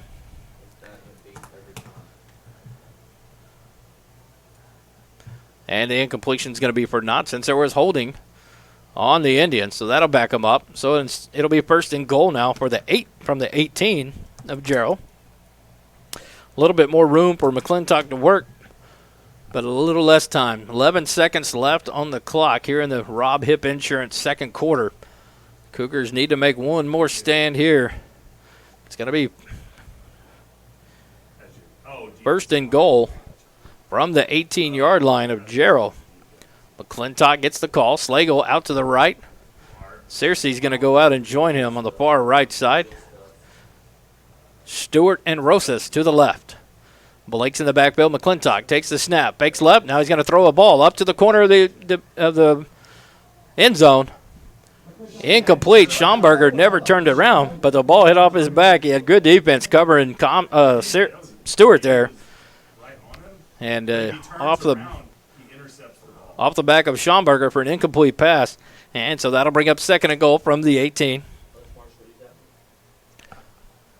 5 seconds now, so this should be the last play of the quarter of the first half. Slagle brings in the play to McClintock. They huddle up. They'll break the huddle at the 18-yard line of Jarrell. Now Blake's, the running back, is going to split far right outside the numbers. 3 receivers to the left. McClintock takes 2 steps back. He's going to go to the corner to Blake's, but he throws it up and outside the end zone. Incomplete. No matter what, if he caught that one, it's out of bounds, and that's going to end the first quarter. So we end the first half. So the end of the first half, 26-6. The Indians lead the Cougars. A good stand there by the Cougars and not allow the Indians to push in another touchdown there to end the half. They'll come out with the ball to start the second half. So some momentum there that the Cougars can build on. Yeah, especially having your defense back up to the goal line. That holding call did give them some room to breathe. And the throw to the corner that was deflected off of Schamberger is something, you want to see the defensive back turn around and try to intercept that, but to keep him out the end zone was the best option right there. So we're going to go to halftime here. We're going to take a short break and bring you the Oak Ridge Disciple House halftime. We'll take you live to the SHN studios for Friday Night Football, the show there back in the studio. So we'll throw it to them here in a minute here on SHN Sports. At half, the Jarrell Cougars trail the Riesel Indians 26-6.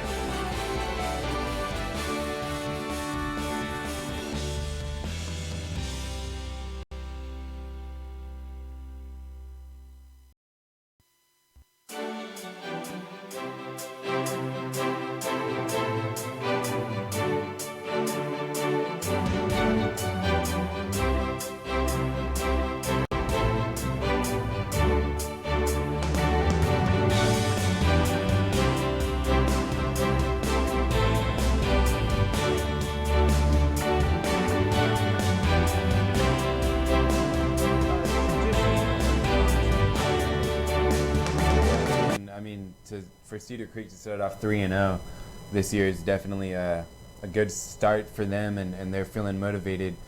Good defensive too effort there on Fredericksburg to only allow 12 points. as for the other game we talked about, it was Navarro and Eastside down there at Nelson Field last night. I was there. Yeah, tough game all the way around. Lots of penalties throughout the entire game for both sides, but obviously the short end of the stick goes to the Panthers as they were unable to stay in the game very long. But there was a lot of I was impressed, honestly. Like I said, we were there, and their fight that they had in that game, I felt like they played better with 8 minutes to go in the fourth quarter, down 41-0, than they had all game, and I just really respected. Yeah, sometimes they had no quit. Yeah, sometimes you're gonna have games like that, and give props to the kids from Novato. Obviously, the name change, some little things changing. They had to hear about that throughout the whole off season, and they struggled out of the gate. Back-to-back losses, but they knew that there was a good opportunity to get a win against a team that's smaller, school-wise, like Eastside Memorial and Novato. The Vikings able to take advantage of the situation and came away with a big win. Now, will he be able to build on that for the next coming weeks? And we will have to see, but congrats to the Vikings. And if you're at Eastside Memorial, don't put your head down. It's still early on in the year, and there's still time to come away with at least one victory. And like Steven said, if the fight was there at the very last 8 minutes of the contest, then all you have to do is put it together for 4 quarters, and you'll be surprised how the outcome can go in your favor. And no, yeah, I absolutely agree. And Navarro's in a pretty tough district. I mean, it was a good win for them. They got their first win of the year. Eastside fell to 0-3, but obviously a lot to focus on moving forward for Navarro, even despite a 49-0 win. We do have an update on the Jarrell Cougar game. Of course, that game is on SHN Sports as well. Wally Harmon over there with the call.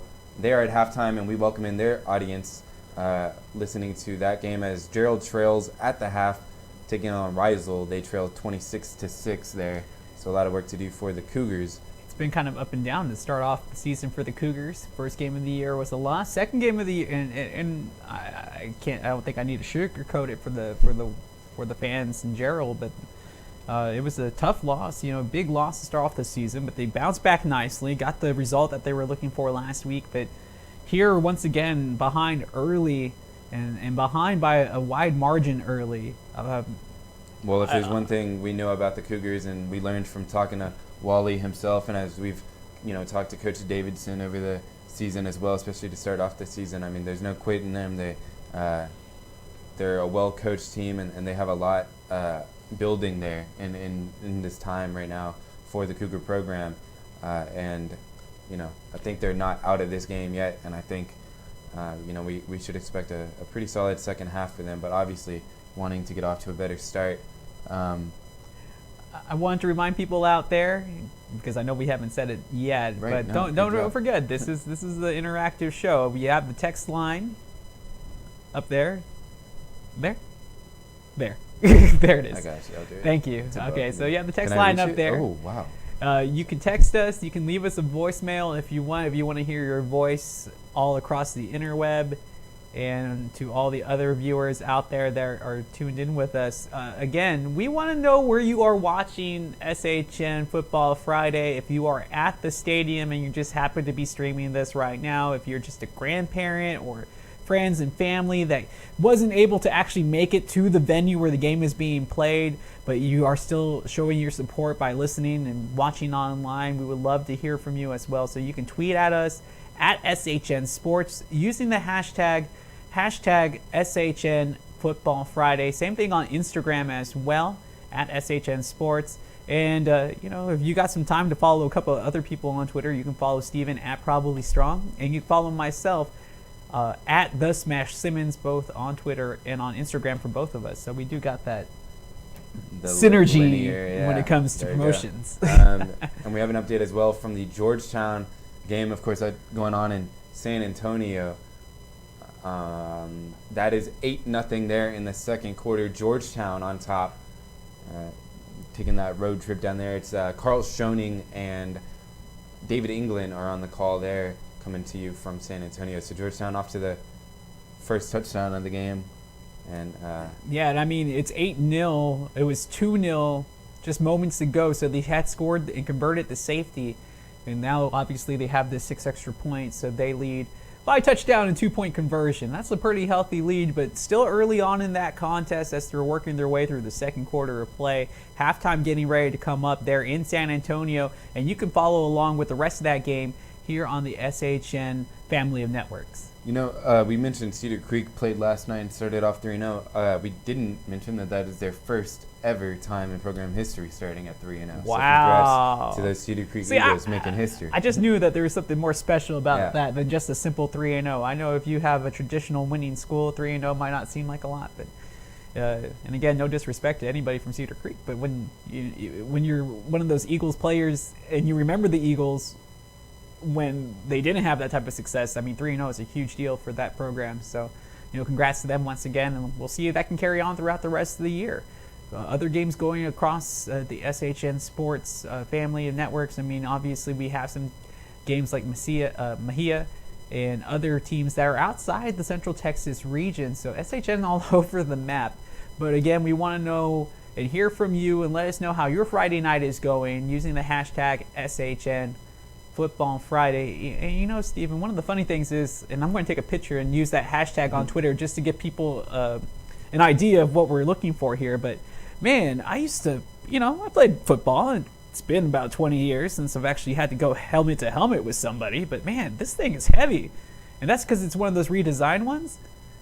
Would Antonio Brown be okay with it is the question. It looks a lot like Antonio Brown's old helmet. Maybe he'd be all right with it. But I'm just like, dude, I was putting this on, and I'm just like, it has some heft to it. I was like, man, I must have a balance your head around there. I guess as a younger man, I didn't really realize how strong my neck muscles were at the time. So, yeah, always learning something new. But yeah, great to have all the props here in the house as we look like we might check in on that Georgetown game at some point, I'm assuming. Yeah, we're gonna see how much time is left. They are now leading it 11-0 in the second quarter there as they have the ball. We're gonna try to tune into Carl Stroning and David England on the call coming to you from South San Antonio, as we'll see if we can get that going live for you now as they head to halftime.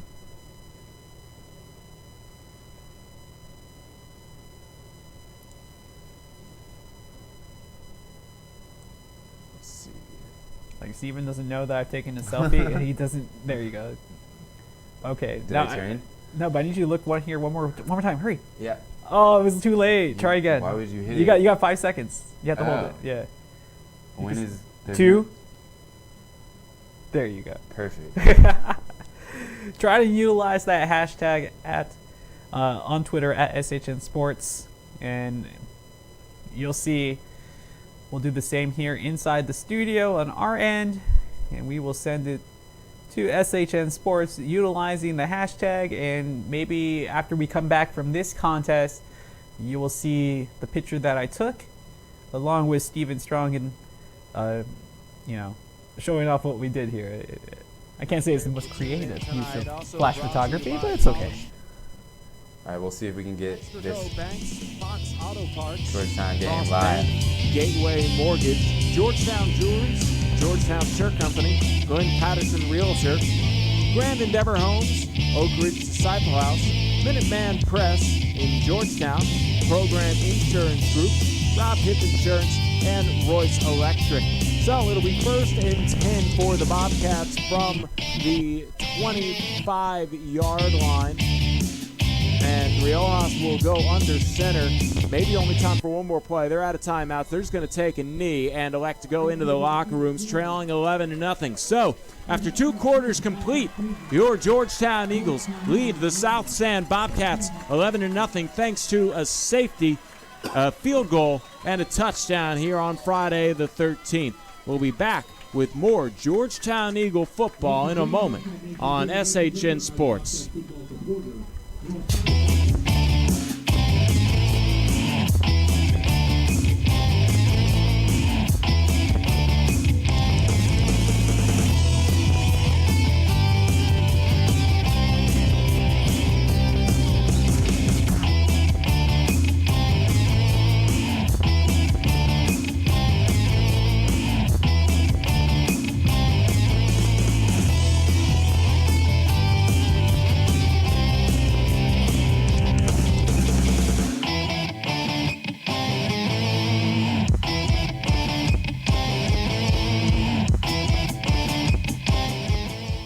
I'm Carl Schoening along with David England as the Bobcat Band is about to take the field here. We have And welcome back here to the SHN Georgetown Jewelry Broadcast Studio. As Georgetown goes into halftime, we just heard the end of their call there, Carl Schoening and David England. As Georgetown leads it 11-0 going into halftime.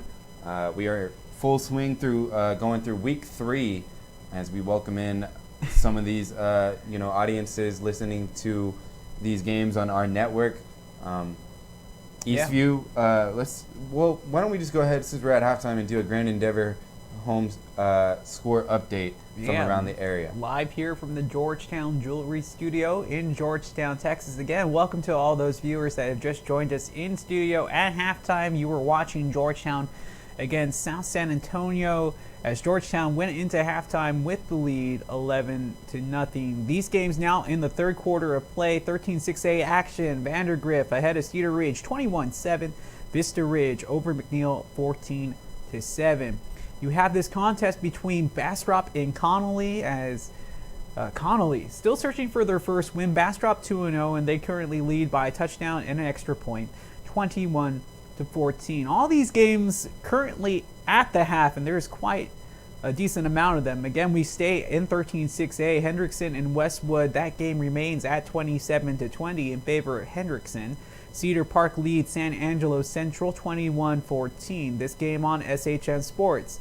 Hutto has a 2-touchdown lead over El Paso del Valle 21-7. In TAPS action, Houston St. John's over Hyde Park 21-0. We move on to 25-6A as, well, Westlake, I can't say this is a surprising score considering that they are playing Aikens 44-0. Hopefully Aikens can make some adjustments and try to work their way back into this ball game in the second half. The big game in 25-6A tonight, Lake Travis hosting Bowie.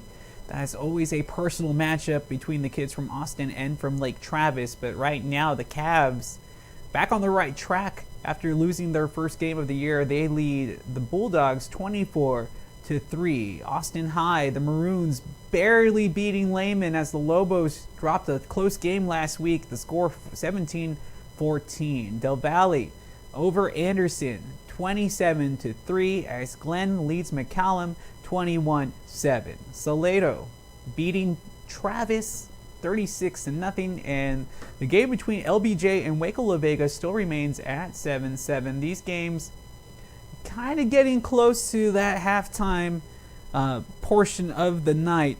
Stony Point and Leander as the Tigers beating the Lions 38-7 at the moment. Manor now behind Liberty Hill as the Panthers have taken the lead 14-13 with just about 3 minutes left to go in the second quarter. Dripping Springs, New Braunfels Canyons, and this is a tight contest, but it looks to be exciting. 35-27, plenty of points put up on the board as they get ready to go into the half. This game also on SHN Sports as Eastview leads Northeast College High as Eastview currently sitting with a 20-point lead, 20-0. No, they actually tuned into us just now, and they are leading at halftime 47-0 over Northeast. Okay, so we got a big update there. Thanks to Travis Banks on the call with SHN for that update. Well, thank you again, Travis, and I'm sure we'll check into their game at some point here tonight as we finish up the roundup here. Pflugerville beating Elgin at the moment 21-10. Weimar ahead of St. Michael's 12-0, and then Regents so far pitching the shutout against Fort Worth Trinity Valley 15-0.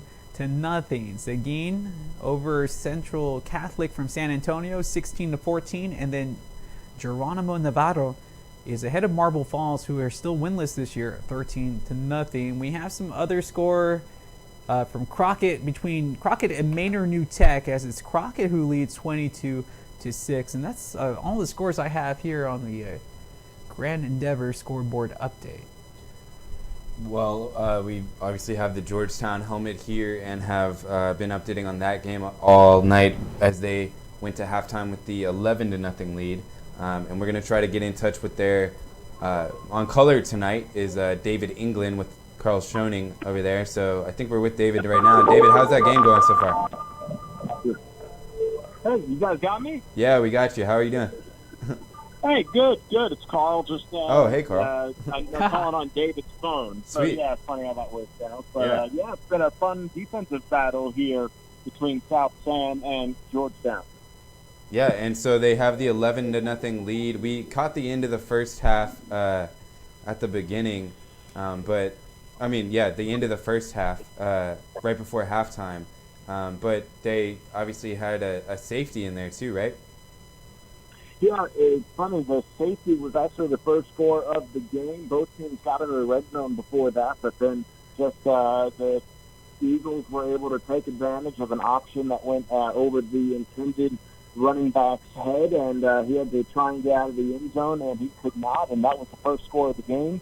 The Eagles were able to get a touchdown without the extra point, and then right before the end of the half, they tacked on a 39-yard field goal attempt. So, yeah, a really good showing from this Eagles offense. The defense has really been the most impressive thing. This is a triple option offense that South Sam runs, and really good position assignment football played by the Georgetown defense. Yeah, it sounds like they're getting done what they need to get done. Honestly, well, you know, we were together last night for the AISC game of the week with between Navarro and Eastside, and David was with us as well.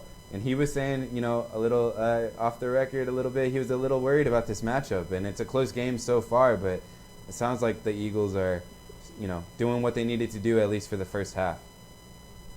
Yeah, exactly. That's the main thing, is that the Eagles are keeping strong defensively. While the offense maybe has missed a couple opportunities, they still look good enough. This is a much improved Bobcat team. Last year they only won 2 games.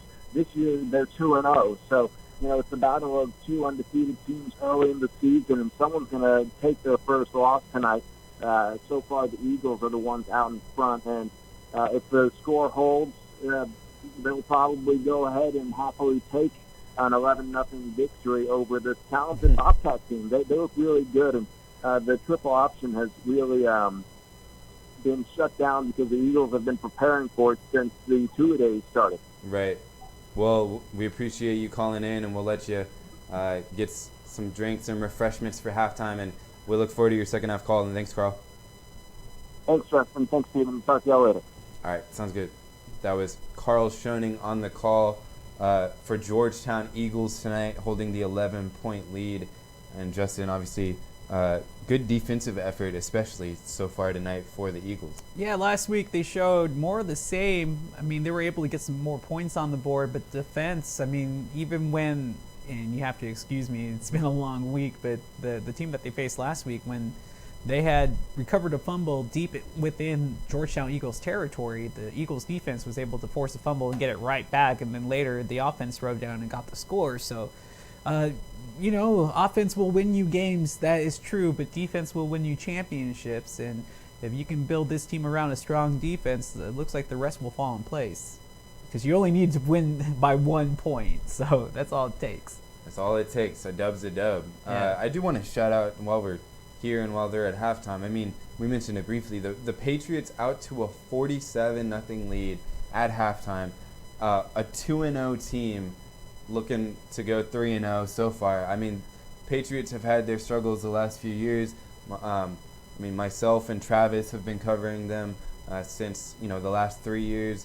Travis still on the call over there, and you know, I'm sure he's really impressed with their start, and as are, you know, the entire area. I think they should be on notice that Eastview has always kind of been a team that's trying to get over the hump, that has a lot of talent, has, you know, a lot of potential, and competes in every game. But Well, to kind of see them take that next level so far to start off this year, I mean, they've won some games and won them impressively. I don't mean to play devil's advocate, but when you're looking at a team like Northeast Early College High School, the former Reagan High, you expect a team like Eastview to get a victory here.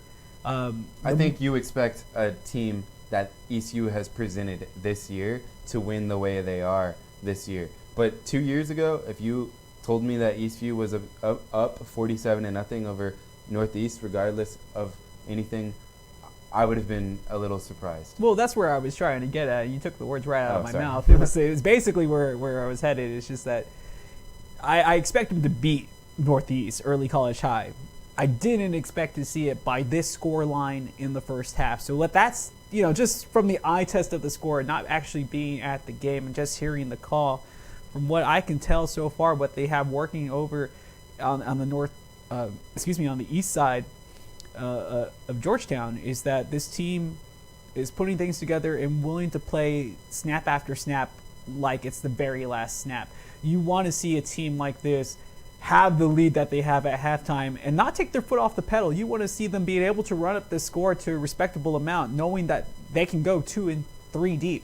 Because those kids that are not part of the starting 11 on either side of the ball, once they get in, they're going to want to do their best to earn more playing time. So it's no disrespect to Northeast and what they're trying to accomplish. I mean, you have to line up and you have to play to try to win the game. But I expect this score to get a little bit higher, and you would like to see the defense effort stay where it currently is, where they can hold Northeast to single digits in this game. But so far, so good for Eastview tonight against Northeast. That's a mouthful to say. Eastview, Northeast, all the directions. Throw in the early college prep after that. Yeah. And you got yourself a whole sentence, it's a buffet essay right there. Yeah. So as we near halftime, I think the Hippos have actually started the second half already. They currently lead the visiting Del Valle team 21-7 in the third quarter. We're going to try to tune in there.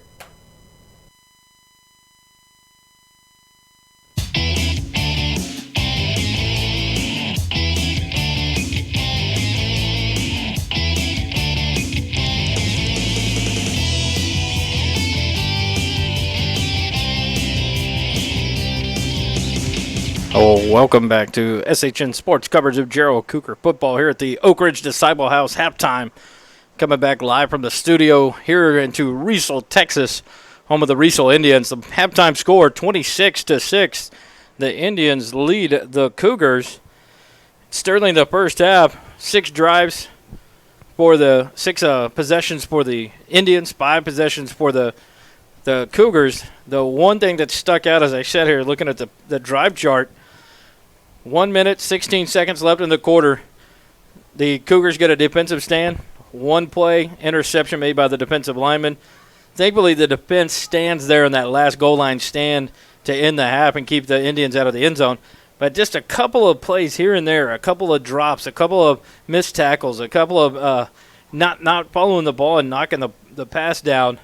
And the Cougars could be right in this. It could have been a 20-14 instead of a 26-6. And so just going to have to spark it. They're not playing as fired up and as hard and just going hard like they did last week against Florence. And so hopefully at halftime they get some spunk and some fire into the Cougars and come out and battle. The Indians played well. McClintock, just a punishing quarterback, 6'5". I believe I read online. I was doing some research on the Indians earlier in the week. I believe he's like 225 and just a big quarterback running the ball. And when he puts his head down, he brings a load. And it's been fun to see Jake Copeland step up and make some good plays, taking him down, playing his ground. And so it'll be interesting to watch. Jarrell will get the football to start the second half. But looking at the drive charts, Riesel started off the game. 5-play drive, 2 minutes, 35 seconds, and ended it up with a 7-yard TD run by number 5. That's Searcy. Searcy, kind of the go-to guy tonight, it looks like. You get a lot of kind of one of those favorite targets you can see of McClintock. He's running the ball, and he throws to him in a pinch. And so Searcy's touched the ball. He got the first touchdown that opened the game up. Jarrell comes back with a 2 minute, 10-second possession, 5-play drive, and they turned it over on downs. They went for it on the 41-yard line, 42-yard line of the Indians, but unable to get the first down, and so they turn it over on downs. The first possession, Riesel comes back, and in 4 plays, have a 31-yard TD pass from McClintock to Stewart. To open the scoring back up to 14-0. Jarrell comes back and has a 3 and out. They punted. 2 minutes and 8-second possession time gives it right back to Riesel, and Riesel comes back down, and that's when Blake's had that nice run, 51-yard touchdown run. that 7-play drive went pretty quick there for Riesel, and so just quickly it opens up 20-0. But the Cougars didn't give up. They kept fighting. They come back and they put a touchdown up. They had a nice 11-play drive that was kept off by Crathers, making a unbelievable effort on the handoff. If we think back to that move, Crathers was about to be taken down by 2 or 3 Indians for a 2 or 3 yard loss. Just stops on a dime, cuts back into the end zone, and gets the Cougars on the board.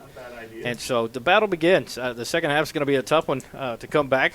But the Cougars, hopefully they'll bring back that spark they had from last week. They played hard against Florence, just a different team, and the entire game. They didn't stop until the horn blew at the end of the fourth quarter, and so it'll be interesting to see. What do you see coming here in the second half, Sterling? I see an offensive and defensive side of Jarrell's football coming out, needing to make a statement that they can make plays on both sides of the ball, that they can help each other out and get themselves right back into this game. Rodriguez had a couple opportunities there. That one pass down the sideline, Crathers was wide open, just overshot him there. It was a big play opportunity, unable to complete that pass, and so just some opportunities missed, and some things done by the Indians that just they capitalized on some mistakes by some defensive backs missing, not reading the quarterback of the ball, and so we get set here for the third quarter. Our third quarter is going to be brought to you by your personal MD. As now we'll have it, Jarrell gets the ball to start the second half. They'll be going right to left on your radio dial. Looks like Slagle will be the young man kicking with the kickoff duties here for the Indians as he steps back 4 yards. And so the Indians line up. Slagle starts the kick, and it's going to be an end-over-end high kick, caught and dropped at the 28-yard line. Now it's picked up again, and it looks like Warren. He'll be cutting it back up, and he keeps carrying the pile. Warren fights all the way up to the 38 of Jarrell. Let's start off like we were talking about. So we'll take it. Nice little return there after a drop. A lot of unclean on punts and kicks. Jarrell's got to field those clean to not put themselves in a hole with these Indians chasing them down, trying to stop them.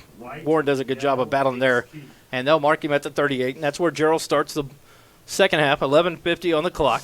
They'll start their first drive here. They huddle up on the far side, getting the call. As they take the field, the Indians on defense, waiting for the Cougars. Yeah, I have a feeling on these kick returns, if they don't get those nerves under check, something's going to come around and bite them. And don't want an easy turnover like that, giving away the ball. Rodriguez has a man in motion. It'll be Crathers. He'll go to the left side, snap to Rodriguez, and he'll tuck it and run around the sweeper on the right side. Outside the numbers to the sideline. Drives up to the 45, now the 48, 49, 50. Blow the whistle. Finally, a whistle blown after both teams seem to stack up all but about 2 players. Right at midfield. Let's see where they mark it. They're going to mark Rodriguez down I don't know. Let's run red Mexico. Let's see if we at the 49-yard line. Nonetheless, it's going to be a nice 16-yard gain there for Rodriguez. We cannot go toward the line of scrimmage. Yeah. We're lucky we didn't get a call there. But it's going to be a first down and 10 for the Cougars. Rodriguez in the shotgun. Warren to his left. He's got a receiver, Schomburger to the left. 3 wide receivers to the right. It's going to be offsides on the defense. You got a shot. Rodriguez out to the right. He's going to take it. He throws it up. And the receiver comes back to the ball. He makes the catch at the 18. He breaks the tackle down the 15, 10, 5. And he gets into the end zone for a Jarrell Cougar touchdown. What a play. Rodriguez did a great job. You might have heard the coaches up here yelling, free play. And he did the job. Rodriguez hangs it up there. And the Cougars haul it in and get the touchdown. Way to take advantage of the play. It looked like, not sure Coaching ourselves, man. who the receiver was, but another touchdown for the Cougars, and they'll cut the score to 12, 26-14, 10:56 on the clock. Great job there by the Cougars, scoring the touchdown on the second play of the drive. A 51-yard touchdown pass and catch by Rodriguez. And we'll catch who the receiver was. They're going to go for 2 here. They hand it off to Warren on the sweep. Warren's going to get in the end zone for the 2-point conversion. And that's going to bring it back to 26-14. So the Cougars cut it to 12 quickly. 2-play drive. Sterling, what a job there. Rodriguez, it's like he could hear the coaches up here taking advantage of the free play. The defensive line on the far end jumped off sides. Flag came out, and it cost them a 51-yard touchdown. I don't think he heard just the coaches. Everybody's screaming, there's a flag down. Everyone's telling him go deep. He takes that chance. It's a free play. And for his receiver to come up with that through the hands of the defenders, grabbing that ball, turn around and fighting for that touchdown, that's a great turnaround and great play right there. Great way to start the second half. Great job there by Rodriguez, and he heaved it up. The receiver came back to the ball. The defensive back for the Indians didn't keep track of it. He missed a played it. The Cougars get the catch and the touchdown.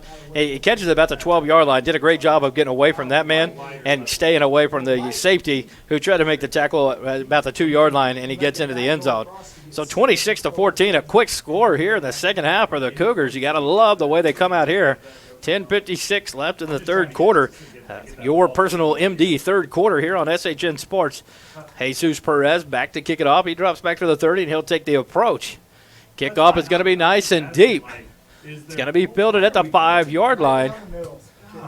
5-yard line by Blakes. He hurdles Schomburger at the 25, and he's dropped out of bounds, knocked out of bounds at the 35.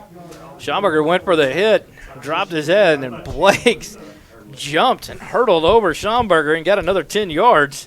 And that'll start the drive off for the Indians at the 35, a 30-yard return by Blakes. Yeah, that's definitely not something you want to see as a coach, seeing your player go for a hit and get hurdled like that. But wow, that was something fun to see for the crowd. Yeah, you can hear the cheer through the booth up here. The crowd liked that as Blakes high hurdled over Schomburger. McClintock takes it, keeps it, goes up the middle, quickly hit and drop for a 1-yard loss. How they're going to spot him at the 35. He never made it back, but they're going to give him a no gain on that one. McClintock stacked up quickly by the Cougar defensive line. So it'll be 2nd and 10 now for the Indians on their own 35. Good play there by the defensive line. McClintock put it in Blake's belly, pulled it back out. He does a good job there of reading the defense, and that time the defense read it a little bit quicker. Now they'll huddle back up. Slagle's going to be wide right. Rosas and Stewart split to the left. You got two running backs, one beside McClintock in the shotgun, one deep. That'll be Blake's. McClintock turns, sweep pitch to Searcy. He'll go outside of the 35, taken down at the 39 as he gets outside the numbers. So a gain of 4 yards there. Some generous spots by the near side lineman. When Searcy landed on the ground, the ball was in his arm at the 39, and they give him the 40. So it'll be a 5-yard gain now for Searcy. On their second play of the drive, they'll huddle back up. Slagle stays split right outside the numbers here on the near side. Indians have the ball on their own 40-yard line, 3rd and 5. Cougar defense needs a good stand here to keep the momentum going. So now you're going to have two receivers left, two receivers right. Blake in the backfield with McClintock in the shotgun. He's going to take it. He started moving. False start, should be. The quarterback started moving before the ball got snapped, and it is going to be a false start, and that's going to bring up 3rd and 10 now. Great job by the officials to catch that one. McClintock, I don't know if you saw that, Sterling. He kind of took that first hesitation step back, and they caught it. The ball hadn't been snapped, and so a false start on the quarterback. 3rd and 10 from their own 35. The Indians back it up there. So the Cougar defense now 10 yards. Got to hold them. Don't let them get the first down. Try to get the ball back quick here in the 3rd and try to keep this momentum going for the Cougars. We need to take the shot. That's free yards given for the defense, and you want to see him take advantage of it and hold him right here. So McClintock comes out. Got Blake to the side. Okay, we're gonna make sure we mark this. There's a timeout right there. The first one of the half for Coach Stippelmeyer of the Indians. So we're gonna write that down. 9:02 in the 3rd quarter. I'm making that note. We got a timeout by the coach of Riesel, sorry. As a fan told us coming in. I knew I was going to mess it up. First person out of their car that had an Indian shirt on, I asked, and the easiest way to remember it. Diesel with an R. So we are in Riesel, Texas, and I knew I was going to still mess it up, and I did. So we're in Riesel, Texas. As the Indians take their first timeout. Coach Stippelmeyer takes his timeout here. 9:02 in the 3rd quarter. So early on, this is the SHN Sports, your personal MD 3rd quarter of Jarrell Cougar football. The Cougars come out a quick strike. Second play, a 51-yard touchdown pass from Rodriguez. Had a free play on the offsides by the defense, and a great job. And the Cougars trying to keep that momentum here on 3rd and 10. McClintock and the Indians back up. 3 receivers to your left. Slagle, the lone receiver, to the right. 1 running back to the left of McClintock. He'll take the shotgun snap. He fakes right or left, goes right through the hands of Slagle. C.J. Allen there on the defensive. If Slagle catches that, I think C.J. takes him down. He had him wrapped up right when the ball went through his hands. And that'll be an incomplete pass. Bring up 4th and 10 now for the Indians. So we'll see if they go to the punt formation. Slagle punted earlier. He is going to drop back. So it looks like the Cougars are going to have a first possession stand here in the second half. A good start and a good job of keeping the momentum on the Cougar side. He should. That's where it's set up. It's set up to go left. Now, Yeah, you see Copeland on that far side coming around quick and put some pressure on that quarterback. Indians snap the ball back. Slagle from his own 26. Punts it. He shanks it off to the right side, out of bounds. He's got to spot that about the 45-50, and he's going to keep going back. How? Oh, here we go. Here we go. Now he's going to walk it back. Keep walking. Beautiful. 49-yard line of Riesel. That punt only from the 35-yard line. 14-yard punt by the Indians. The momentum continuing. The Cougars now got to jump on it again as they come back on offense for their second drive, down 12, 26-14 here in the third quarter. Sterling, you like this momentum. A quick 2-play drive, touchdown, 2-point conversion, good. 3 and out. You hold them. The punt, 14 yards. Everything going right for the Cougars here. The offense just has to capitalize. Gee, what were we on in first down? So Jarrell's going to take over with 8:51 here in the third quarter on the 49-yard line of Riesel. oh, And it's got going to be a false start. Crathers jumps here on the slot left receiver. He gets a little early jump, and it's going to be a false start. Okay, that's fine. I can actually get down with that. 5-yard penalty. It's going to bring the Cougars back now to be 1st and 15 from their own 46. Crathers now will move to the right side, and Compton will come to the left. So you'll have 2 receivers right, 2 receivers left. Schomburger far left side. Rodriguez takes the shotgun snap, sticks it in the belly of Warren. He's up the middle, past the 50, 45, takes a hit, rides him down to the 40, to the 35. What a run by Warren. Great job there. He picks up, I think it's 19 yards, maybe a little more, 20. Not sure. They get him down at the 35. Great job of Warren. Rodriguez stuck it in there and left it, and Warren right up the middle. He gets it down to the 35 of Riesel. There's a safety on the top, but I think we got back in the shotgun. Quickly back. He fakes the pass. Rodriguez now he's going to tuck it and run it up to the middle. 30, 30, 29. He's ridden down. Great decision there by Rodriguez. Sterling, he pump faked. It looked like he was going to go long. 2 guys stayed on Schomburger. Rodriguez tucks it and gets a nice little 7-yard gain there. Down to the 28. That's good recognition by the quarterback right there. You see the defense start sleeping, not knowing what to do. Just take the yards they give you. 28-yard line, 1st and 10, or 2nd and 3, sorry. Quick screen outside for the Cougars. That's the one he throws? Caught on the far side. Rodriguez, I can't say who he got it to. Looked like I got you. Hey, let's go. trying to get 2 Crathers, and that's enough for a first down. The long run by Warren down to the 28, or the 35 was the first down on that 1st and 15 when he picked up all the yards. And then Warren ran to the 28. Crathers with the catch and run gets it down to the 21-yard line. A first down for the Cougars. Snap. He's going to hand it off. Around the left side. Nice shot. Takes on the defender. Knocks him down. Warren stays on his feet. What a job of lowering his shoulder by Warren. Keeps his balance as the defender takes a seat. Number 5, Searcy tried to pop Warren, and he lost that battle as Warren stayed on his feet, got down to the 18-yard line, a gain of 3. So it'll be 2nd and 7. Great job by Warren, lowering that shoulder and running on. Rodriguez takes the snap back. He's going to roll right. He's looking wide open in the end zone. He heaves it up. Touchdown! Jarrell Cougars! What a pass. Rodriguez finally found the receiver. He opened up in the end zone, got behind the defensive back, and back-to-back possessions in the second half, and back-to-back touchdowns for your Jarrell Cougars. We'll see what they're going to do here. Getting a call from the side. It looks like they're going to go for 2 again. So the score changes quickly. 26-20 now. The Indians only lead by 6. The Cougars, what a great play by Rodriguez.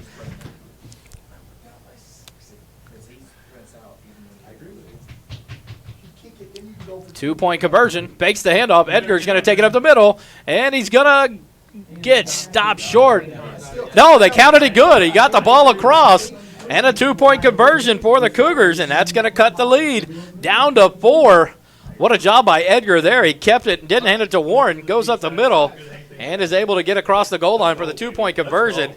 Man, the momentum keeps going, Sterling. You can definitely tell whatever those coaches had to say in that halftime in that locker room has definitely made a difference out here in the second half.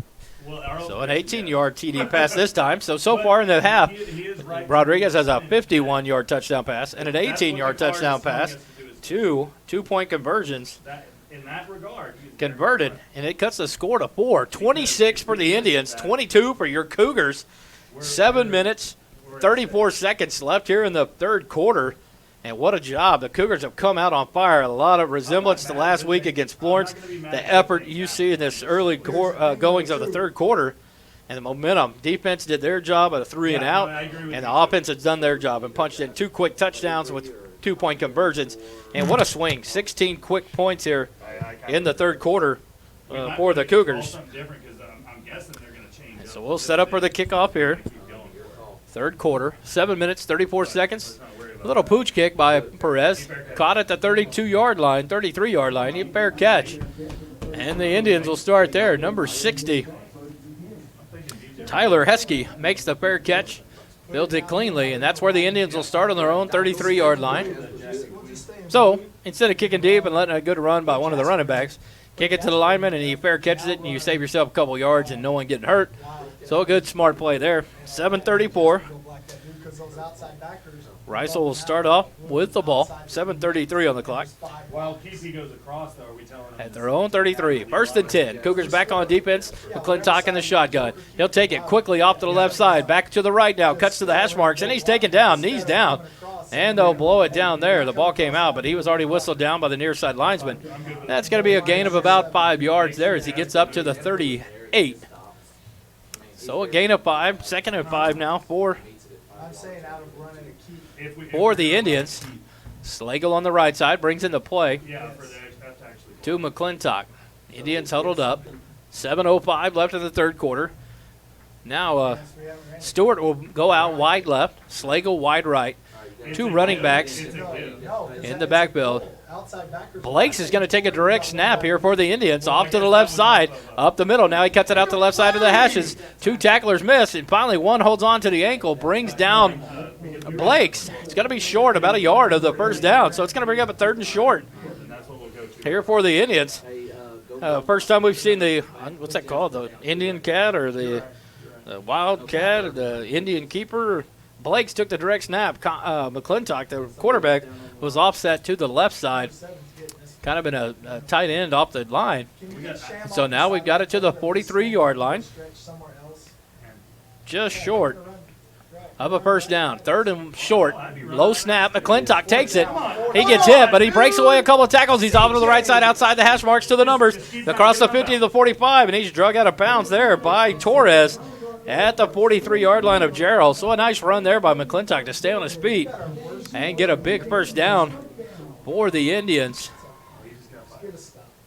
So it's going to be 1st and 10 from the 43 of Jarrell. 6 minutes left in the third quarter.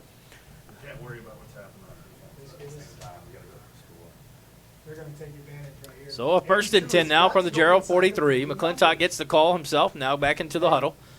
So a nice little 14-yard run there, scramble by McClintock. He took a shot early, but broke free. Comes from the middle of the field out to the right side and gets run out of bounds there by Torres.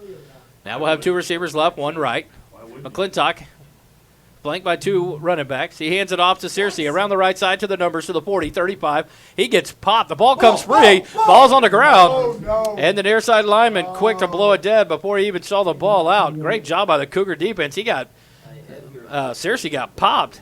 Ball comes out, but they're going to rule him down. And it's going to be another first down. They spot him at the 32-yard line. And so a 10-yard run by Searcy there is going to give another first down to the Indians. And they'll huddle back up now. 1st and 10 from the 32.5-yard line. Ball spotted just between the 32 and 33-yard line of Jarrell. McClintock calls the play, breaks the huddle. You got 2 receivers left now. 84 into the ball game. Split wide left. Don't have his number on the roster we got this week. McClintock pump fake, shoots long to Slagle. Overthrown, picked off, and it's going to be an interception. Oh, how can he call that? How can the back umpire call it incomplete? That guy called it. Warren caught it, Oh stayed in bounds, gets a foot in. That's got to be an interception. Now they're talking the umpire back to the 3-yard line. Seriously? How does the umpire overrule? I guess it wouldn't have mattered if we'd intercepted. That's my answer. Not sure what they're calling here, but somehow the deep back official overrules the line judge who had called. I guess they've thrown a flag here. Roughing the passer called on the Cougars, so all it does is, and that'll give another first down on the penalty. The pass was incomplete. Looked like an interception, but called incomplete by the back judge. But that's going to move the ball down to the 17-yard line of Jarrell. Another 1st and 10. Yeah. Will they go for it? For the Indians. McClintock. Like we're not running gate anymore? He takes the snap, pitches left to Blakes. Blake's hit quickly, but he gets out of it. And he's taken down for a loss. I got a hold and a block in the back. Dropped down to the 21-yard line. But a couple of flags down here. We'll see what they do. So before anything, there was about a 3-yard loss there by Blakes. He took the pitch from McClintock, went to the left. But we're going to get an illegal block in the back by the Indians, so that'll negate the 3-yard loss and make it a bigger loss. So we go from the 17-yard line. Yeah, you're right. Ask Ramon. Is he out there? No, Ramon's not out there. Personal foul. Ramon right now? Okay. So now personal foul call. It's going to be a 15-yard penalty, so now it's going to be a long 1st and 25. What was the personal foul? After the 32-yard line of Jarrell. So a good break there now for the Cougars. Watch 82. What is 82? Back it up. Right here. So 1st and 25 from the 32. So now here's where you got to watch McClintock. He likes that pump and then to throw deep to either Slagle or Stewart on the left side. So we'll see what happens. Stewart now on the right side in the split formation. Split wide right. Slagle wide all the way out. McClintock drops the snap. He picks it up and runs. He's hit at the 30 and driven down there. So a gain of 2. 2nd and 23 now They're thinking eat this clock up. for the Indians. Hey, McClintock if they take 7 out, we need to laying take down. Now he gets some help up from the Cougar lineman. Thinking out of blue or a red. McClintock seems to be getting worn out here. 4 minutes and 19 seconds and counting here in the 3rd quarter. 26-22. The Indians lead the Cougars. Started the 3rd quarter, Sterling. It was 26-6. The Cougars playing good ball here in the 3rd quarter. Like we said, hopefully they come out of the locker room with a spark, and I think they've answered that. We're still getting 4 or 5 yards. So it'll be up 2nd and 22. even motion a guy out of red to get a block. Got to get down to the 8-yard line of Jarrell for a first down. McClintock, direct snap to Blakes. He's quickly hit, wrapped up, and taken down. And the near side lineman throws a flag in.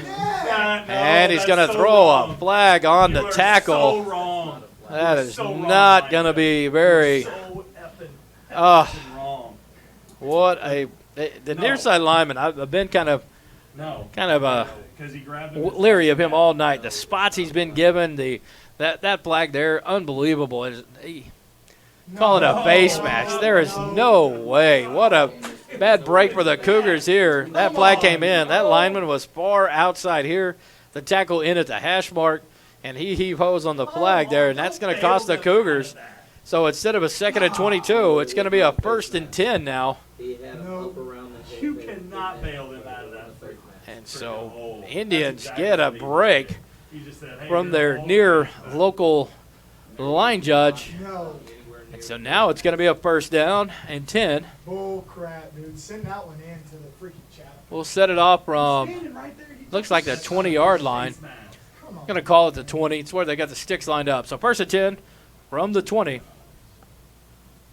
of Jarrell. McClintock in, hands it to Searcy as he goes around the right side, down to the 10, now Look, god dang, man. to the 9-yard line. Searcy got the handoff, comes around the right side, taken down at the 9. Yeah, I know. I'm just telling you this time. That's going to be a 6-yard gain. It's going to bring up 2nd and 4. After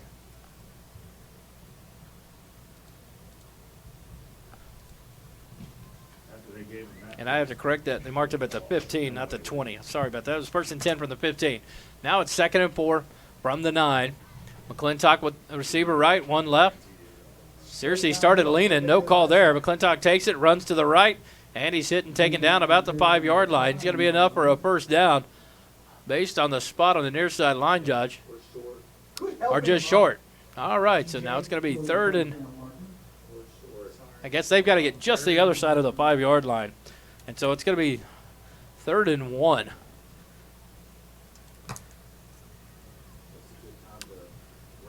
For the Indians. Bradler's done. Well, tell us has to put his. So we got a big opportunity for the defense to make a stand here.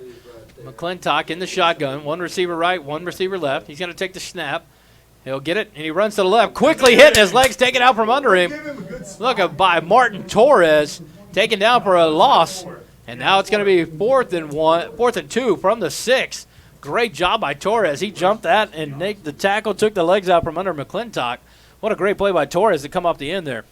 That's something you definitely like seeing, especially after that horrid face mask call. You think you'll lose momentum.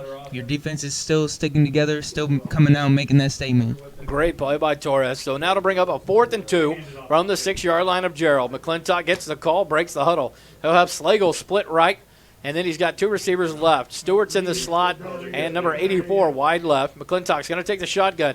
He goes up, takes it, keeps it himself, and he'll barrel into the end zone for a touchdown. The Indians bailed out by that face mask penalty. The tackle was high, but he was wrapped around the backside of the pads and to the helmet. The near side line judge calls a personal foul, gives him a bailout from 2nd and 22 to a 1st and 10 at the 15, and the Indians capitalize. And that'll bring the score down, 32-22. The Indians lead by 10 with 1:33 left in the 3rd quarter. So now it looks like the Indians will go for 2 here to push the lead to 12. Right now we sit at 10, 32-22. McClintock, 2 receivers right, 1 left. He's got split backs on either side of him in the shotgun. McClintock's going to take the snap. No, it's Blake's. He's going to hand it off to 27. Nope, he draws it out, keeps it, drives right up the middle. And Blake's with a little wildcat takes the snap, runs it in, and that pushes us to a 12-point lead now for the Indians. 34-22 with 1:33 left in the 3rd quarter. I tell you what, the Cougar defense did a good job there. Indians bailed out by a questionable face mask call, and that they capitalize off that when they get to the 1st and 10 at the 15. Couple of plays, and they drive it in for the touchdown. And so now the Cougar offense got to go back to work.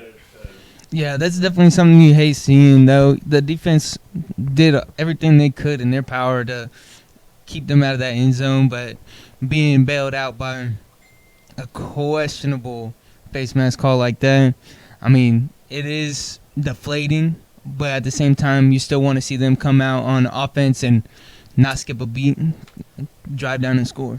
And you got to have the Cougar offense respond. They've done it so far in this the 3rd quarter here, the 2nd half. Jarrell started off with a 2-play drive. We only have 10 people.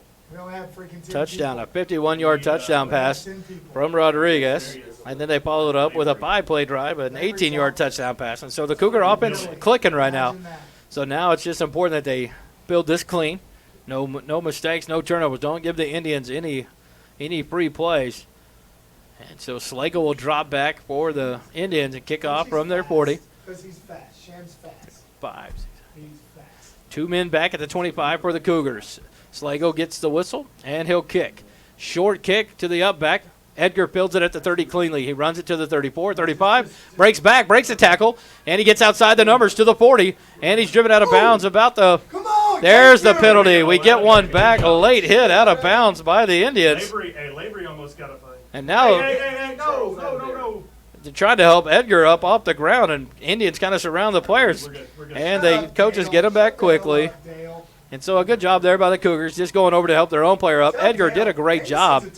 He gets driven out of bounds about the 47-yard line, but it's going to be a costly penalty there for the Indians, a late hit out of bounds.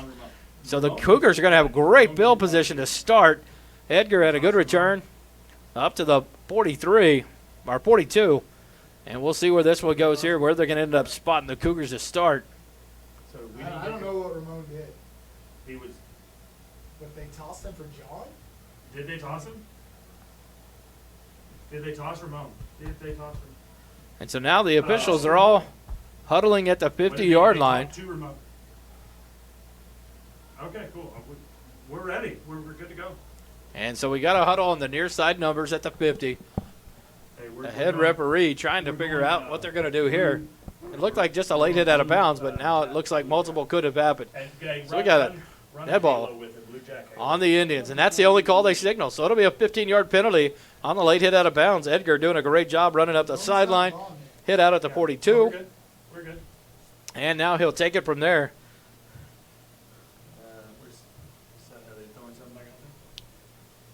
Now they're going to spot it from the 44. So Edgar got up to the 44, plus the 15 yards. So it'll start the Cougars. Great field position, Sterling. They're going to get the ball at the Indian 36 after that late hit penalty. So the Cougars now get a little bit of benefit back on that call. Now, that was a justified penalty on the late hit, but now the Cougars are the beneficiaries. So 1:21 left here in the third quarter. The Cougars get the ball for their third possession, but now they start with the awesome field position at the 36-yard line of Riesel. Yeah, I'm going to get that wrong. Oh, my goodness. Riesel. Diesel with an R. I'm going to remember that. Of the Indians. Rodriguez back in the shotgun. He's going to take it. Quick pass out to the right. He hits the receiver at the 30. 25. Drop there. Crathers makes the catch. He'll be down to the 26-yard line, and it looks like he's going to have enough for a first down. They're going to blow the whistle dead. And they're going to point it first down. So a 10-yard gain there. Rodriguez to Crathers. So it'll be a first down at the 26-yard line. I think we still have it. They're not. Good job there by Crathers. Rodriguez, two receivers right, two left. Snap low. Skips. Rodriguez chases it down. Outside the 40. He's going to throw it on the run. And he does a good job of getting it past the line of scrimmage. He's outside the tackle box. And so no intentional grounding. Great job by Rodriguez there of getting rid of the ball, saving the sack. But a great block thrown against McClintock. He was chasing down Rodriguez. I don't know if you saw it, Sterling, but a great job of protecting his quarterback. Come on, Brim, get a snap that's 2 in a row. It's going to be 2nd and 10 from the Riesel 26. Rodriguez set back. 3 receivers left. 1 receiver right. Warren in the backfield with Rodriguez. He's going to stick it in the belly. Bring it out. Rodriguez keeps it up the middle. Now he's going to split to the outside. He's hit quickly. And he's dropped about the 27-yard line. Going to be a loss of 1. 40 seconds left in the third quarter. It's going to be third and about 12. They're going to spot it at the 33-yard line. I'm sorry. They're going to start at the 27-yard line.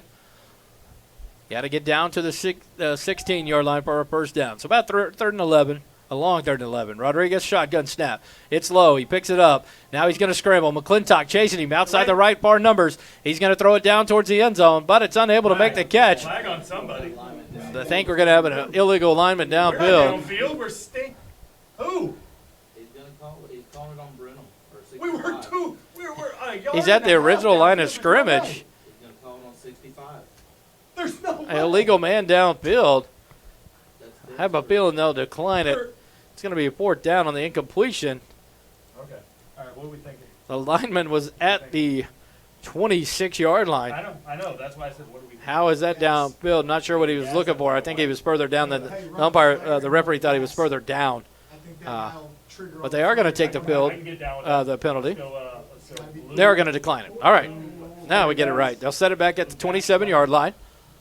Make it the 28-yard line. 4th and 12 for the Cougars. They're going to go for it here on 4th and 12. He understands. We need to work with Brenham on his snaps on the sideline. These are definitely some questionable calls. Yeah, unreal. Warren breaks out right. Rodriguez drops back. Throw it! He gets chased back. Now he's outside the 40. Warren's open. He hits Warren. Warren catches it, breaks a tackle, breaks another tackle, and it's a touchdown, Jarrell Cougars! Warren just breaking tackles, making the catch. What a job by Warren. We're down by 5. Derek Warren, Down by what a 6. job. Rodriguez eludes the pressure, gets outside, and finally finds Warren. Warren makes a great catch on the back of the defensive back, breaks that tackle, and then breaks 2 more for the touchdown. That cuts the score to 6 now, 34-28. 1 second left in the third quarter for the of the game. And so the kick is up by Jesus Perez, and the extra point is good. And that'll bring the score to 34-29.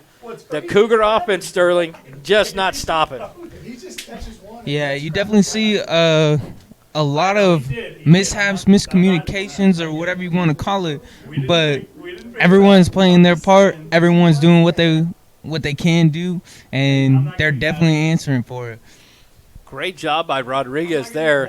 Scrambles away from the pressure, gets outside, and on the run hits Warren. Warren works some magic there, breaks a tackle after he makes the catch. About the 10, he runs into 2 Indians and splits them. They kind of knock themselves down as he splits between them using his speed. And Warren into the end zone for a 28-yard TD catch. Now it makes you question. They declined the penalty and let Jarrell go for a 4th and 12 instead of taking him 3rd and maybe 17, 3rd and 22. And so Jarrell makes them pay on 4th and 12. They punch it in from the 28-yard line for a touchdown and break the score down to a 5-point game again here in the third quarter with 1 second left. But, I mean, at the same time, the coach's mindset, you're thinking our offense is on a roll. They might as well go for it. We've been making plays, and it pays off. Great job, great. It absolutely paid off. And it made you wonder why Coach Stippelmeyer would have declined that penalty, knowing the run they've been on here in the third quarter. Perez is going to pooch it down to the 35, 36-yard line, build it on the run by number 60, and he barrels forward to the 45, make it to 47. He caught it on the run that time, and he didn't slow down. He used that steam, and he got going. So we're going to end the third quarter there on that kick return. 34-29. The Indians lead the Cougars by 5. But that third quarter right there, you know what? You're scoring the rounds like a boxing match. Jarrell dominated the third quarter. 3 touchdowns, put themselves back in the game. The defense battled on shutting them down and just an unfortunate face mask call bailed out the Indians. They are able to score just to keep themselves ahead, but then the offense battles back for your Cougars. And so here we go. We're into the fourth quarter, trailing by 5. The Indians have the ball at their own 48. And so the defense, the pressure now on the defense to make some stands. The offense has been performing, and so here we go. So at the start of the fourth quarter, the Indians have the ball in their own 48.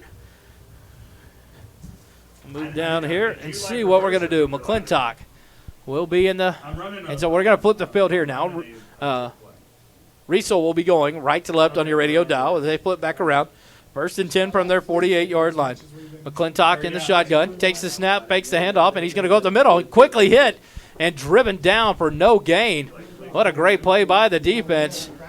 Cougars just stacking up that middle there. McClintock goes nowhere. And so quickly he'll stay on his own. And you could definitely tell McClintock playing both sides of the ball very strongly. That makes you question here in the fourth quarter, is that going to take a toll on him? And can the Jarrell defense take advantage of that? McClintock looks to be legs kind of taking a beating here. He is playing every snap of this game, it seems like. And so here in the fourth quarter, McClintock back in the shotgun. 1 receiver left, 1 right. He'll take the snap. Missed. That play was kind of jacked up early on. The running back took off. He tried to fake the handoff, and he was all alone in the backfield. And he's taken down with a gain of about 1.5 yards. They're actually going to spot it right between the 49 and the 50. So it's a gain of 1.5. So we'll make it a 2, just short of the 50-yard line of midfield. So it's going to bring up 3rd and 8. So McClintock there. That play is kind of blown up early. The running back didn't wait for the handoff or the fake handoff. McClintock looked up, and he was all alone. And the Cougars closed in real quick and only kept him to a 2-yard gain. But that's still something you like to see. McClintock realizing the play's blown, realizing he's alone by himself in that backfield, and still making something out of nothing. 2 receivers left, 2 right for the Indians. McClintock with 1 running back to his right. He's going to roll out to the right, throw back to the middle of the field. Oh, tipped and what a great job by Warren. He almost had the interception, but he tipped it. That threw it off just enough for Slagle to not be able to make the catch, and it's an incomplete pass. So that'll bring up 4th and 8 from the midfield stripe. I tell you what, talking about McClintock playing both sides of the ball, Warren playing both sides of the ball, making big plays on the offense, and right there almost had himself an interception, but he deflects the ball. Slagle can't get a grip on it, so the incomplete, and that brings up a 4th down here for the Indians. And then drop back and kick it. Yeah, stand by. So here we go from the midfield stripe. 4th and 8, 10 minutes, 27 seconds left in the ball game. This 4th quarter brought to you on SHN Sports by Georgetown Jewelry. And now we're going to mark this one down. A timeout here with 10:27 left in the ball game. I'm going to mark this one down. Second timeout of the second half by the coach, Coach Keith Stippelmeyer. So we'll reset it. Jarrell battling here in the third quarter. In the third quarter, they just dominated.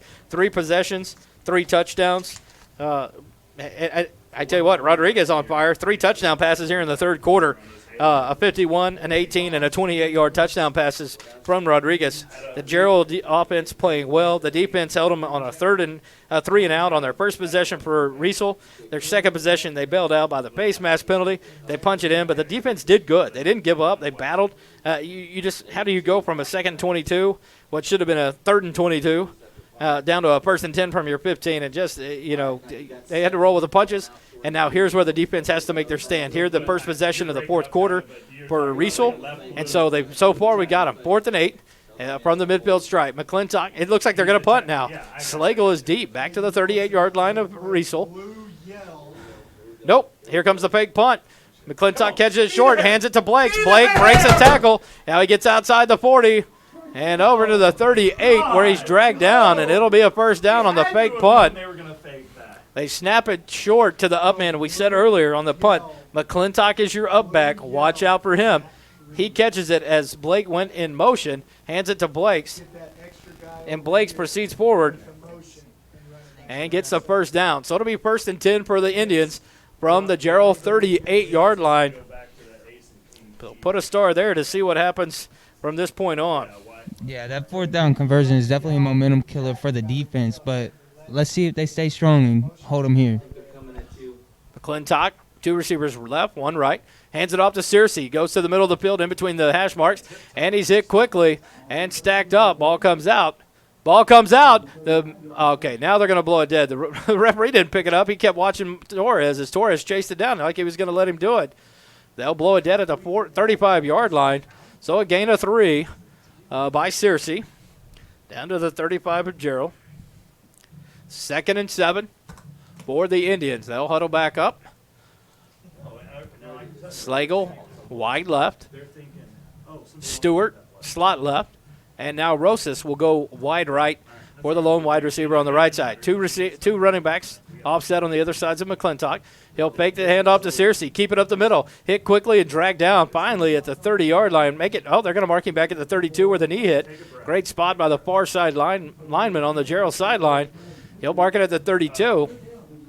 So that's going to bring up 3rd down, and it looks like 3rd down and 4 for the Indians from the Cougar 32-yard line.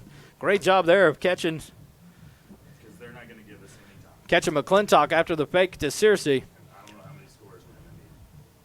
So it'll bring up a big 3rd down here. That's something you definitely like seeing from the Jarrell defense, is not biting on that fake anymore and watching the ball the whole way. McClintock in the shotgun. Exactly right, Sterling. He's going to hand the ball off, and he'll keep it. He goes up the middle. He stopped quickly. What a great job. Jack Copeland in there on that tackle along with 18. It looks like Edgar on the ground getting up there. Good job, and they're going to stop McClintock with it. No gain there. So now it's going to be 4th and 4 from the Jarrell 32. And you gotta understand too that McClintock, even though it's a run for a no gain, he's still running those 2 to 3 yards from behind the snap, and so it's still taking a toll on those legs. Yeah, and you can tell it. He's slowing down a little bit. He's got that power. He's got that size, but, yeah, he's taking a beating. Every time he touches it, he's 4 or 5 yards deep. By the time he starts running, he's already got to the line of scrimmage 5 yards. Quick out on the shotgun snap to Blakes. Out to the right side. Down to the 30. He trips off, and he's going to be short at the 29-yard line. And the Cougars make a stand, and the defense gets them off the field. What a beautiful job. Blakes can't keep his feet. He falls down at the 29-yard line, and it's going to be a turnover on downs for the Indians. Blakes looked like he maybe had a few more yards in him and just couldn't keep his balance. He goes down, and it's a turnover. And here come the Cougar offense back on the field. And that's definitely a break for that defense right there. That whole side was wide open on that quick little fake screen pass out to Blakes like that. He gets around that corner and just can't keep his footing. That's a big turnover right there. So here we go. 7 minutes, 34 seconds left in the ball game. Jarrell has the ball on their own 29-yard line. Rodriguez has got 2 receivers left, 2 receivers right. Warren to his right side in the backfield. Low snap. Rodriguez picks it up. He drops back. He's going to throw it deep. He's got a receiver open. Crothers makes a catch at the 40, down to the 35, make it the 34. 33-yard line. A first down. Nice job by Crothers to go back and grab the ball. They go back to gas because they can't keep up with it. They haven't kept up with it. So Crothers, first down for the Cougars. Beautiful pass. Down to the definitely a great call by the coaching staff right there to get that turnover and go deep down the field. First and 10 from the 33. He's going to hand it to Warren in the backfield. Right up the middle between the hash marks all the way down past the 20. Taken down. He's going to be brought down at the 16-yard line. Another first down. Warren's speed. The Indians having a hard time catching up to Warren. What a great job there by Rodriguez. Takes a snap, quick handoff to Warren. They're running a quicker offense, and the Indians aren't having time to get set, not catching up, and they're getting worn out. A lot of their players going both sides of the ball. Quick pass to the left. Oh, batted in the air by Compton. On the pass, Compton tipped it. Luckily, it fell to the ground. Incomplete pass. And now we're going to take a quick timeout. Looks like one of the Indian players down on the far side. The incomplete pass is going to have Jarrell 2nd and 10 from their own 16-yard line. But you got an Indian down on the far numbers, about the 11-yard line. So we'll take a quick timeout here, bring it back once we know the player's all right and off the field as both teams kind of split to their sides and take a knee here on SHN Sports.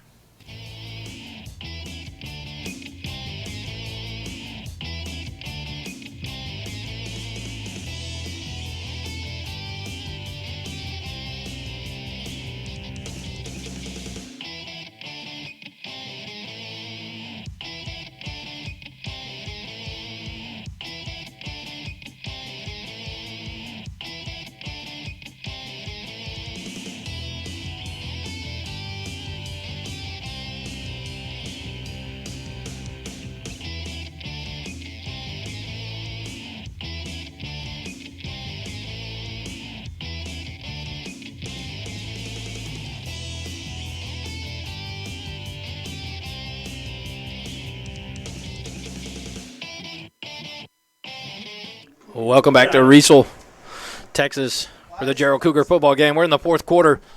6:48 left on the clock. The Cougars trail by 5, 34-29. They're driving. They got the ball 2nd and 10 from their own from the Riesel 16. Rodriguez fakes the handoff, draws it back out, and he's going to get back to the 15. Marked down at the 15-yard line, so it's going to be 3rd and 9 here for the Cougars from the 15 of Riesel. Rodriguez pulled it out of Warren's belly and kept it up the middle and got hit pretty quick there just for the 1-yard gain. So now the offense got to push. 3 receivers left, 1 right. He's going to hand off to Warren around the left side, outside the hash marks to the numbers. He cuts it up and into the end zone, and here comes a late flag from the backside. And it's going to be a holding from the back referee. The cheers from the near side. Warren made it all the way around the outside from the 15, outside the 10, and punched it into the end zone. You saw the after boosters kick in there, and he punched it in the end zone. Hold on, you got 2 plays. I know. But then the penalty came from the back referee. And he throws the holding penalty. That's going to be 10 yards, so it's going to bring up third and 19 All right, left from the blue, 25-yard line. left blue tip. Yeah, that's definitely a great run by Warren, but I'm still confused on how this back referee back here towards the 30-yard line can throw that flag right next to that line judge over there. And he on that threw far it. side. He threw it a good 15, 20 yards, and the line judge didn't throw a thing. Rodriguez takes a shotgun snap. He's sitting back. Schomburger across the middle, wide open. Nope, over Schomburg into the hands of Crathers for a touchdown. Joe Cougars! What a job! Schomburger realized the ball's over his head. He doesn't go for the ball, and Crathers right behind him for the touchdown pass, a 25-yard touchdown pass from Rodriguez. And quickly the Cougars strike again, and the Cougars have taken the lead 35-34 with 5:55 left here in the ball game. And Coach Amos Davidson's going to take a timeout here, going to set up. They've got a 1-point lead. Do you take a 2-point Do I need a 2-point play? conversion, or do you kick the field goal? Take a breath. So Coach Amos Davidson with 5:55 on the clock is going to take the first time out of the half for the Jarrell Cougars. We'll mark that down and make sure we keep track, because I think those are going to come into play here in the last 5 minutes, Sterling. What a great job. Rodriguez hitting Crathers on that touchdown, a 25-yard touchdown pass. Hey, check. Let's get outside. Let's go left. So now the Cougars are going to go for Let's go left, red, run eights. Let DJ. Yeah, left, red, eights. go for the 2-point conversion and try to make it a 3-point game. You kick the field goal, the extra point, and make it 2 points. The field goal beats you anyway. So you got to take this chance here, the 2-point play, as they confer during the timeout. Coach Davidson on the sideline talking to the line judge. But the Cougars will go for 2 here and try to make it a 3-point game, to where they have to score a touchdown to beat them. A field goal only ties the game up for the Indians. And so the pressure then really goes onto the backs of the Indians. And so the Cougars will set from the 3-yard line. Rodriguez in the backfield in the shotgun. 3 receivers right, one to the left, one to the right. Hands it to Warren around the outside. And Warren's going to cruise into the end zone. He takes the handoff on the sweep left, gets outside the numbers, and no one's going to catch Warren. I tell you what, his speed is just phenomenal. It is fun to watch him get around that corner and just see him try to chase it. Like you said, both sides of the ball, the pace of the game that the Cougar offense is playing at, the Indians are getting worn out. And so the Cougars take a 3-point lead, 37-34. What a change, Sterling. 26-6 at halftime, and we're sitting here 37-34 with 5:55 left in the ball game. The Cougars on top. Yeah, you can definitely tell the momentum has definitely swung after that halftime talk that the Cougars have had in that locker room. They start off, they're slow, sloppy. Everything has turned around now. It's looking up. What a great momentum swing for these Cougars. 31 points scored so far here in the second half to only 8 for the Indians. And what a turn of play here for the Cougars, coming out and just firing on all cylinders. And so now the defense has to step up again and hold the Indians one more time. So Jesus Perez, number 6, the kicker, tees it up at the 40-yard line.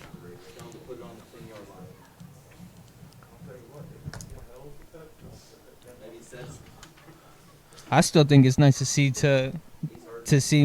McClintock still back there at the 5-yard line, ready to take this kickoff. Jesus Perez kicks off. He kicks it high and deep. McClintock's going to field it at the 10-yard line. He's going to take it there, go to the right, past the hash into the middle of the field to the right hash marks. He stopped. Now he breaks free, and he's taken down about the 26-yard line. Oh, he just threw a freaking punch. And, oh, wow, flags galore just fly. It looks like number 84. He took his helmet off. There's another flag. That looks like 30 yards of penalties coming on the Indians. I tell you what we said, the pressure is now on the back of the Indians. And, man, 2 huge mistakes. We need to remember that, isn't it? 84? Or is that 82? And that's what, especially these high school kids have to understand, like, even though the tension is high, you still have to keep your head on straight. You can't let stupid penalties ruin the momentum that you might have gotten back. McClintock returned it from the 10-yard line to about the 26-yard line.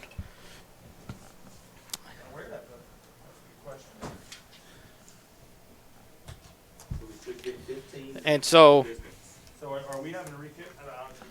So the 26-yard line, they're having to figure out all the penalties. So the flag comes in. It looked like number 84 for the Indians threw a punch. flags galore come out, and then 84 takes his helmet off, and another flag comes out. So potentially 30 yards worth of penalties. Unfortunately, they don't have 30 yards worth of field to take away from them. They only got back to the 26. So we'll see what they do.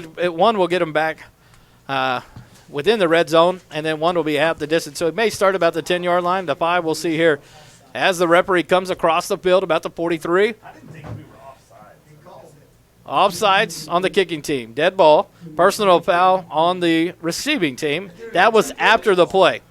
That should be 2 penalties on them. 1 for the personal foul and 1 for the helmet. So now we'll see if they try to straighten it out. Coach Stippelmeyer and the referee are meeting about the 38-yard line on the near side here. Number 84 quickly pulled back by one of the coaches. Yeah, he's done. 84 is done. Get off the sideline. He's gone. He has to be off the sideline. So we'll see what happens. When he threw the punch, multiple officials saw it happen right in the middle of the field. It wasn't a crowd around him, and multiple flags came out. So we'll see what happens here. They're trying to get it straightened out. Tell him it ain't me. So we got a false start.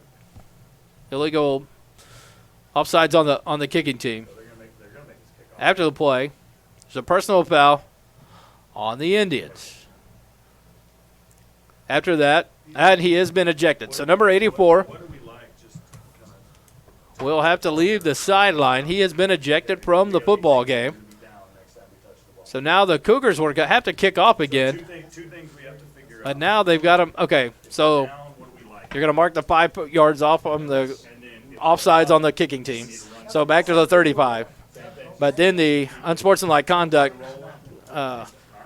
on number 84 for the Indians, that's going to give 15 yards to the Cougars. So it looks like Jesus Perez will be kicking off from midfield. I don't think we just need to line the line. So where are we getting the ball? We're not referee kick. So number 84 has been ejected at the 5:45 mark Other 45?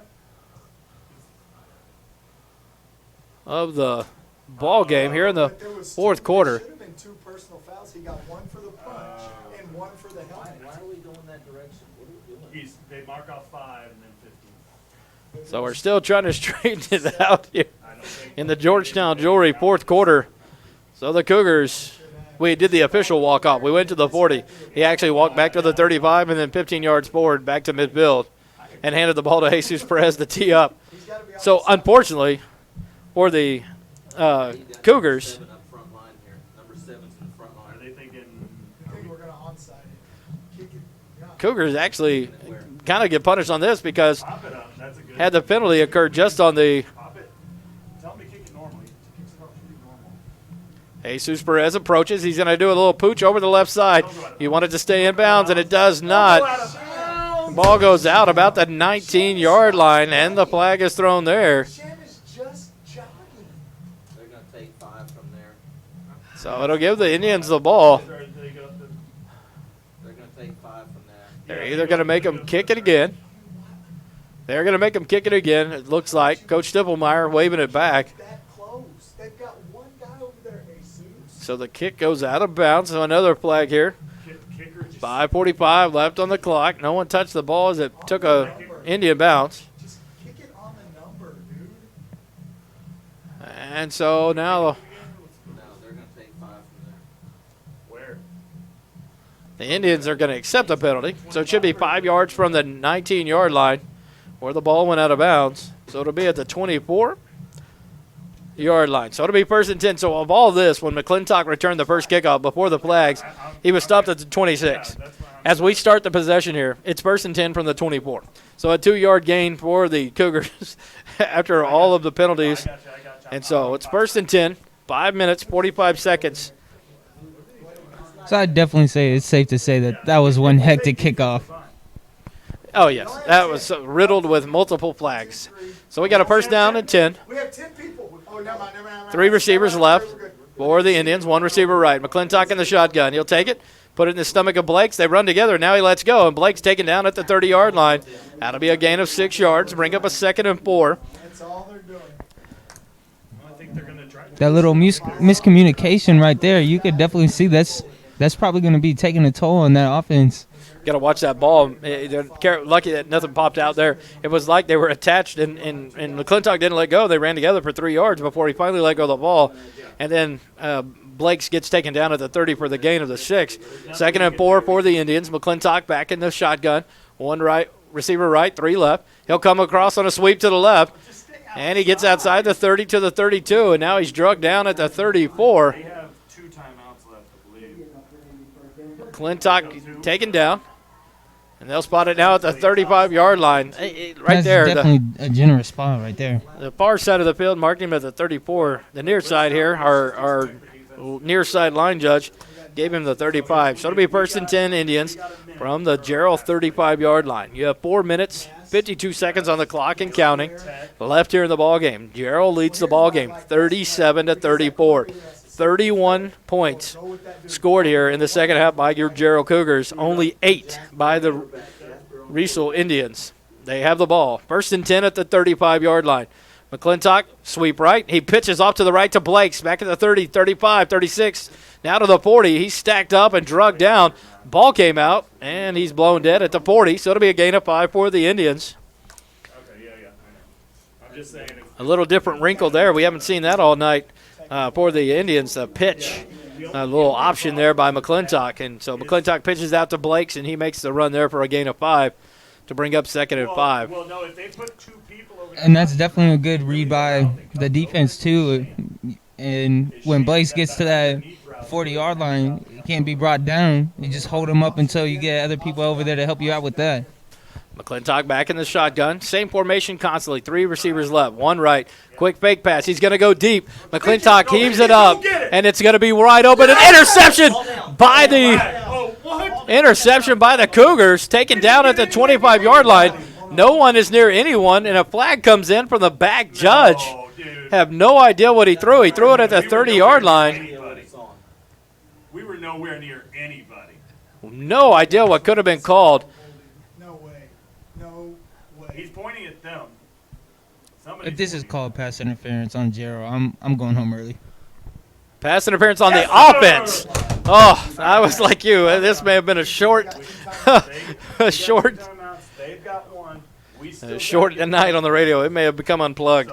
So at 3:39 in the 4th quarter, Jarrell makes the interception. McClintock, that's kind of been what I've said all night, Sterling. He's not throwing to a point, to a pass, a receiver. He's throwing it up, and his receivers have gone and gotten it and taken advantage of some mistakes. Right there, the receiver had no idea where it was, and Jarrell went and got it. Yeah, you could definitely tell. There's a different switch from the receivers and McClintock both. They start off on the same page, and now it's just starting to get a little sloppy out here. Jarrell, 3 minutes, 39 seconds left in the ballgame. Jarrell has the ball at their own 24-yard line to start the possession. Rodriguez in the backfield. He takes a snap. Quick pass to the left. Caught. And he breaks a tackle for a first down. Ramon Rodriguez breaks free. Gets up to the, let's make it the 36-yard line. 1st and 10. Hold off on signaling for a couple seconds. For the Cougars, great pass and catch by Ramon Rodriguez. Heron Rodriguez to Ramon for the first down. And the Cougars will take their time here. They got the play clock to mess with, but not slowing down and just handing it off. A quick pass there to kind of change it up, even when you're just trying to run this clock now with a 3-point lead. And I want to make it clear that even though it is starting to get a little sloppy on Riesel's side of the ball, Jarrell has definitely taken advantage of these opportunities. Absolutely. Rodriguez back in the shotgun at the quarterback. He'll put the ball in the belly of the running back, Warren. Warren around the right side. He cuts in, makes a cut. Back 40, 50, 45, 40. Takes a shot and drug out of bounds at the 24-yard line. So down to the 23-yard line, or correction, the 33-yard line. Warren, what a great run. But we got a man down for the Indians. I tell you what, Warren lowered his head, his shoulder, and ran through that Indian ball player, that defensive player, and he has not gotten up. What a job by Warren. But now we've got a man down, a flag on the play. It's going to be a holding on Jarrell, thrown by the near side line judge again. And so now we'll figure out, it's going to be a spot from the spot of the foul, but it's well past the first down marker. He's a good 12 yards past it. So no matter what, it should be a first down for Jarrell. We're going to take a quick break here while we tend to the player on the sideline. All the players now kind of backed off and on a knee. So we'll bring you back to SHN Sports here in a minute after this break.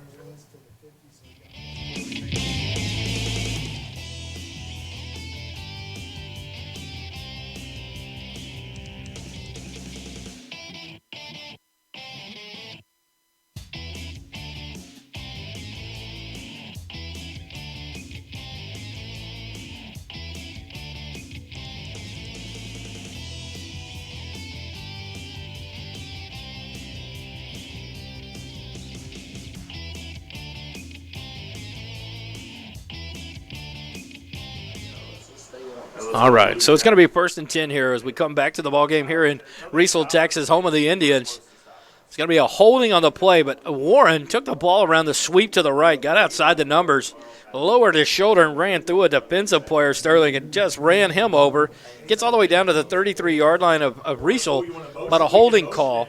That's going to bring it back to the 50-yard line. So we're right at midfield, a 1st and 10 for the Cougars.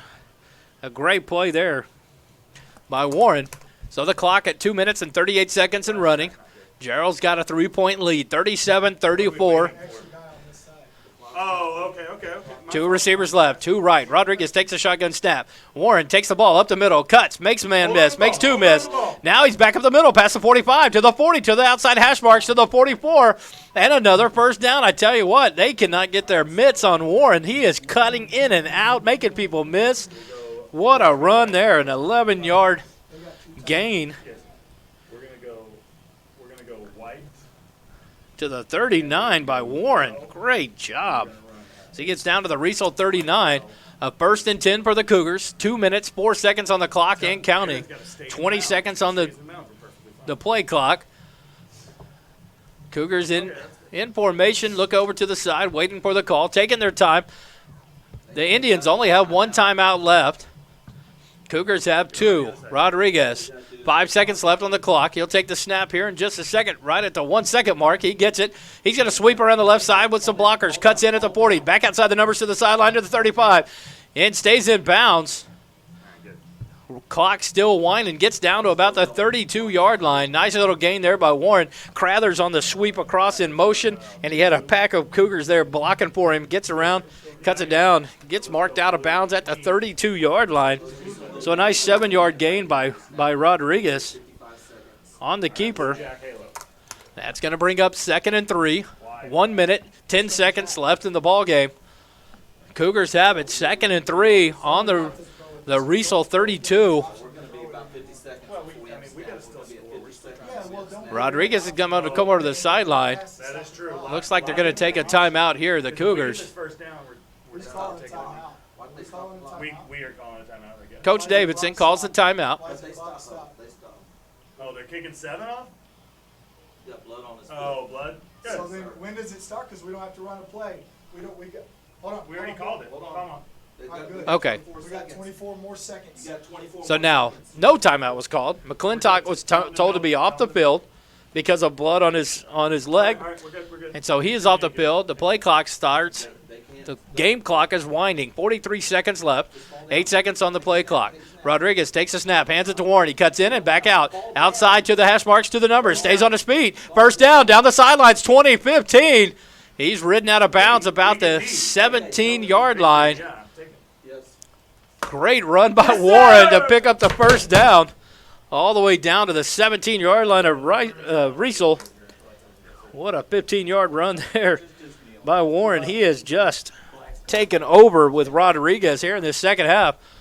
30 seconds left in the ball game, and now it looks like Rodriguez will just get into what we love to see, the victory formation by your Cougars. The Indians can only stop the clock 1 time. We'll see if Coach Stippelmeyer will.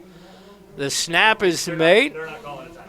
Stippelmeyer is not going to call it, and the Jarrell Cougars are going to move to 2-1 on the season. What a ball game, Sterling. 26-6 at half, and these Cougars come back, put up 31 points in the second half to 8 for these Indians. And you can just tell the speed of the game, the offense going up tempo, the Indians just couldn't sustain.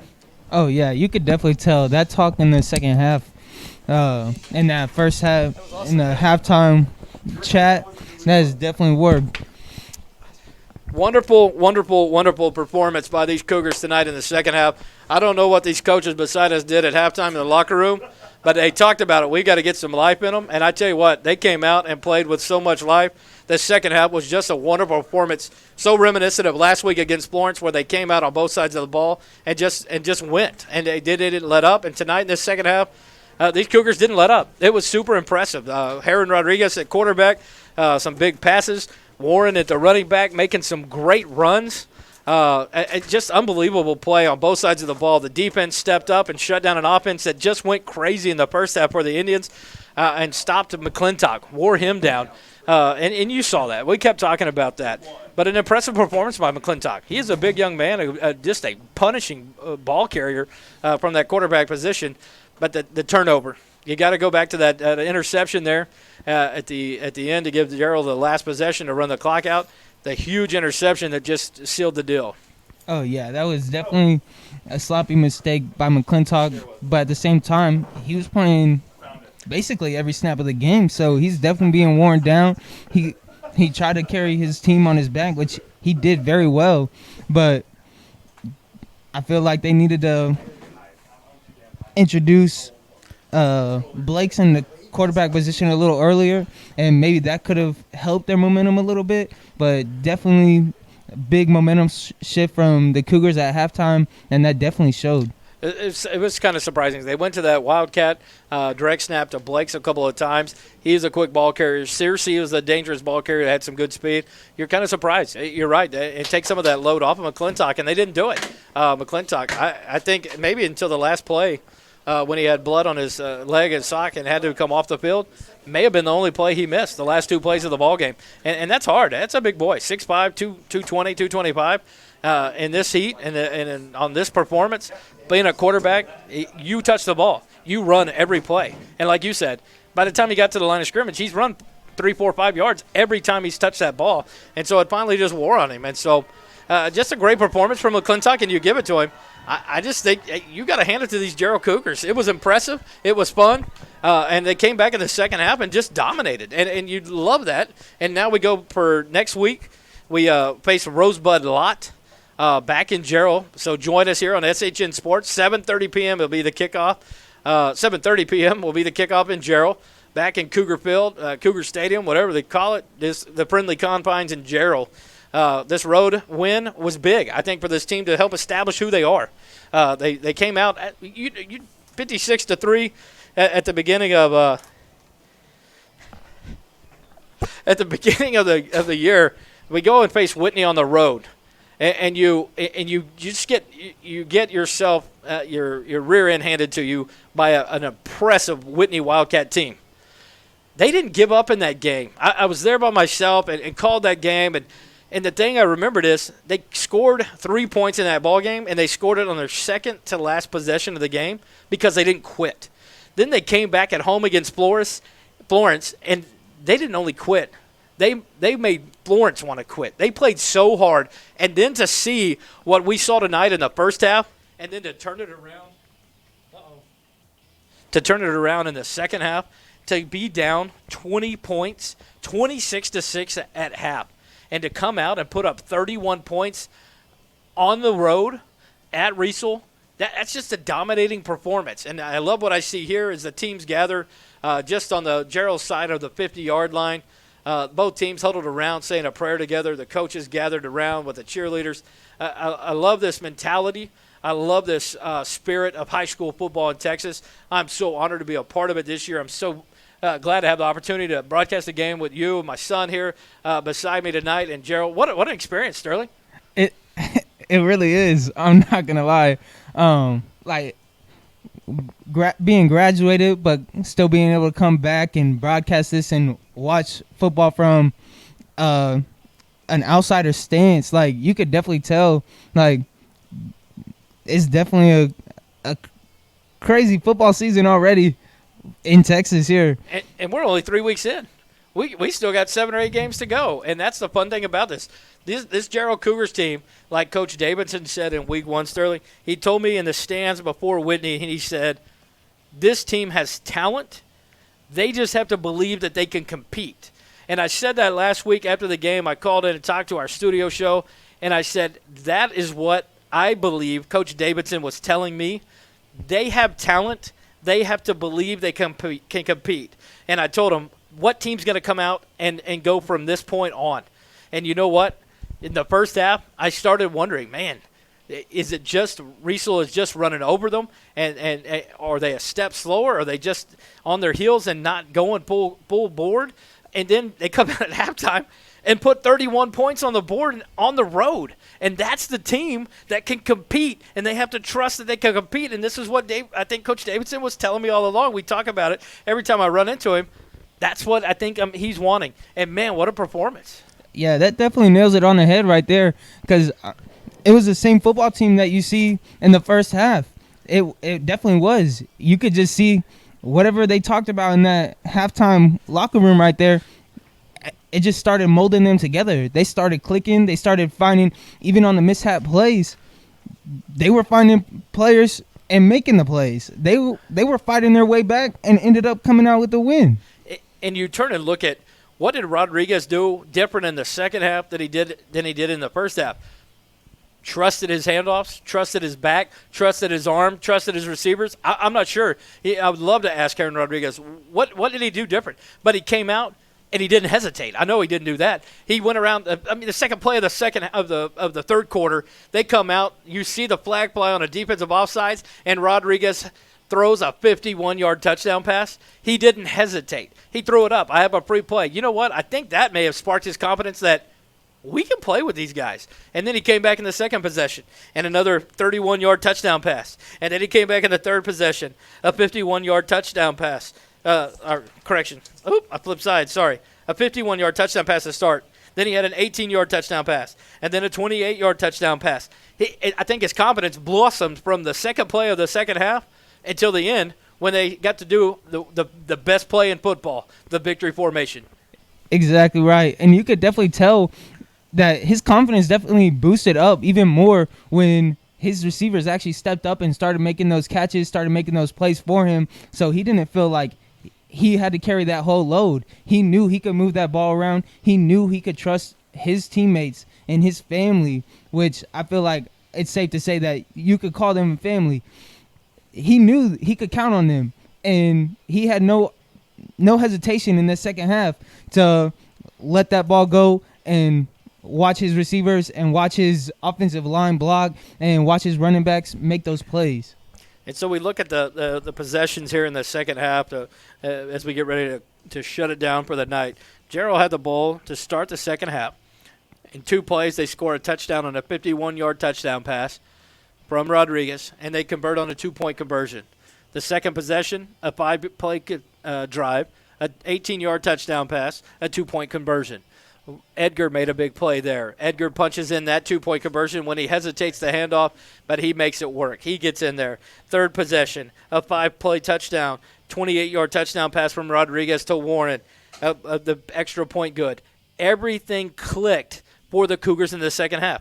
2-point conversion, good. 2-point conversion, good. Extra field goal point, good. They took advantage of everything they needed. And then when it came down to the end, Coach Davidson takes the timeout, 2-point conversion. We've got to go for it. We're up 35-34. 1 point does us no good. Warren, hey, man, I can almost guarantee you Warren told Coach Davidson, give me the ball. Let me run this. They can't stop me. And what do? Sweep around the left end. Warren for the 2-point conversion. That put it a 3-point game, changed the outcome. Oh, yeah, no doubt. You could definitely see, and it wasn't just confidence from Rodriguez. It was confidence from that whole team, both sides of the ball. They both knew we could make these plays. We could get this ball back to our offense, and we know our offense is going to step up for us. The offense knew, okay, we could drive down this field, we can get a score, and our defense is still going to step up and hold us in this game. And it definitely showed. And not taking anything away from Riesel, they are definitely a great team to watch, and they can run it. They can play both sides of the ball. But you just got to hand it to the Cougars now. Like, they came out, they were down, what was it? 20 points at half. 20 points at half, and they turn around and take this game out with a 37-34 win. That's just crazy right there. You talk about it, we hear on college football, high school football, pro football, when they talk about smash mouth football, the Cougars didn't smash in the mouth. The Cougars just ran them over. The team came out, and it just looked like the mission was accepted at halftime. The coaches changed the atmosphere. Hey, let's go. And they came out, and from the second play, from the kickoff return to start the second half, to the second play at a touchdown, then you saw the life come to that sideline. And when you saw that, and then you saw the hesitation, and then you saw the tiring coming in, McClintock getting worn down. And every time he started getting hit, he got hit. Jake Copeland made some big hits on McClintock. He made him pay the price. And Warren, Martin Torres, he came around that side, cut his legs out from under him. Huge play. They ended up scoring on that drive. But a big confidence builder, and McClintock had to realize, man, I've got people coming at me from all sides now. They were watching that handoff. Does he pull it out? Does he leave it in the belly of Blake's? Does he give it to Searcy? Does he keep it? And they were making him pay no matter what. And I think that just wore him down. And you saw the Cougars. Would they save it in the first half? I don't know. But 31 points in the second half on the road, that's impressive. And that's a what a momentum builder for next week when we get to go back home. Non-district, the last non-district game of the year against Rosebud Lot on our own turf. You've got this momentum now. Man, we can compete. We were down 20. We were down 26-6 at halftime on the road, and we came back and won. Now, they got to say from let's not get big. Let's not let that head swell. Look at that. See, we let them get ahead, and no. We didn't play a good first half, and we came back, and we ran them over in the second half, and we played how we should be playing the whole game. And that's definitely a big thing. Not getting a big head right there. Like, you can't think, we did it. We didn't play so good, but we had them the whole time. No, we played sloppy, but we had to get sat down. We talked to each other. We came together as a group, and then we came back and fought our way back into this game, and we ended up coming out with this win. And that's one thing you need to take into the next week is also – okay, yeah, let's not play sloppy. Let's play our game. Let's keep our momentum, and let's come out with this win as well. Tomorrow morning at film session, if I'm the coach, do I show them that second half and just tell them this is what needs to be happening from the kickoff of the first quarter to the last snap of the ball game? That momentum, that power, that aggressiveness, that tenacity, everything they showed in that second half. Man, if you could bottle that, deliver it next week for 4 quarters, I don't know that Rosebud Lot would see what came at them, hit them, and ran them over. And so I think the coaches, you got to give them credit tonight. The coaches went in a half, and we heard them talking here as they got up. Man, we've got to get some spark in these guys. We've got to get them fired up. They got to get some life in them. And I think we saw that. So I want one. Game ball, coaches. They did a great job at halftime. They brought these players out, and the players performed. Game ball, man, you can pass them around tonight. Jake Copeland. Defense, some big stops. Martin Torres, some big stops. Martin Torres on the offensive side made some big plays. Heron Rodriguez, the quarterback, settled into the second half, dominated. Some great touchdown passes. I don't know if you look past Derek Warren. That young man has dominated. Last week against Florence, he dominated. He had a great performance. Crathers, he stepped up. He played a great tonight. He had a good game last week. He has another good second half tonight. Yeah, you just got to pass it around. Everybody stepped up and picked up the slack. Everyone making plays and totally changed this, and they get the win. So we finish up here in Riesel, Texas, out in the middle of, I don't know where I am. What a great host. The crowd was very nice as we came in, talking to fans, and welcomed here into the stadium, up in the press box on the home side. Beautiful football facility here at this high school. We thank them for the hospitality, and we look forward to coming back in a couple of years and we play back again here as the series has gone now 2 in a row. But the Jarrell got their revenge this year. They lost 44-30 last year. They get the win 37-34. So we'll close it out here tonight. Great performance by your Jarrell Cougars. They win it 37-34 on the road. They've improved to 2-1 on the season. Well, let's look at the schedule one more time before we let you go. The Jarrell Cougars next week. We will be at home versus Rosebud Lot on September the 20th at 7:30 p.m. We'll be live here on SHN Sports with a game about 7:15, 7:20 from the stadium. Next week, Riesel, I'll figure it out. Now it's over. I don't have to remember it. Riesel goes and plays at Mart, and they go in with a 1-2 record. So they've got to get the ship righted before they get into district play, and they'll play at Mart before they go on and start into their District 8 play of 2A Division I. But your Jarrell Cougars did a great job tonight. They get above 500 now, and improved to 2-1 on the season. And we look forward to another week next week back in Jarrell, Texas. For Sterling Harmon, I'm Wally Harmon, and this is SHN Sports coverage of Jarrell Cougar football. Thank you, and have a good weekend.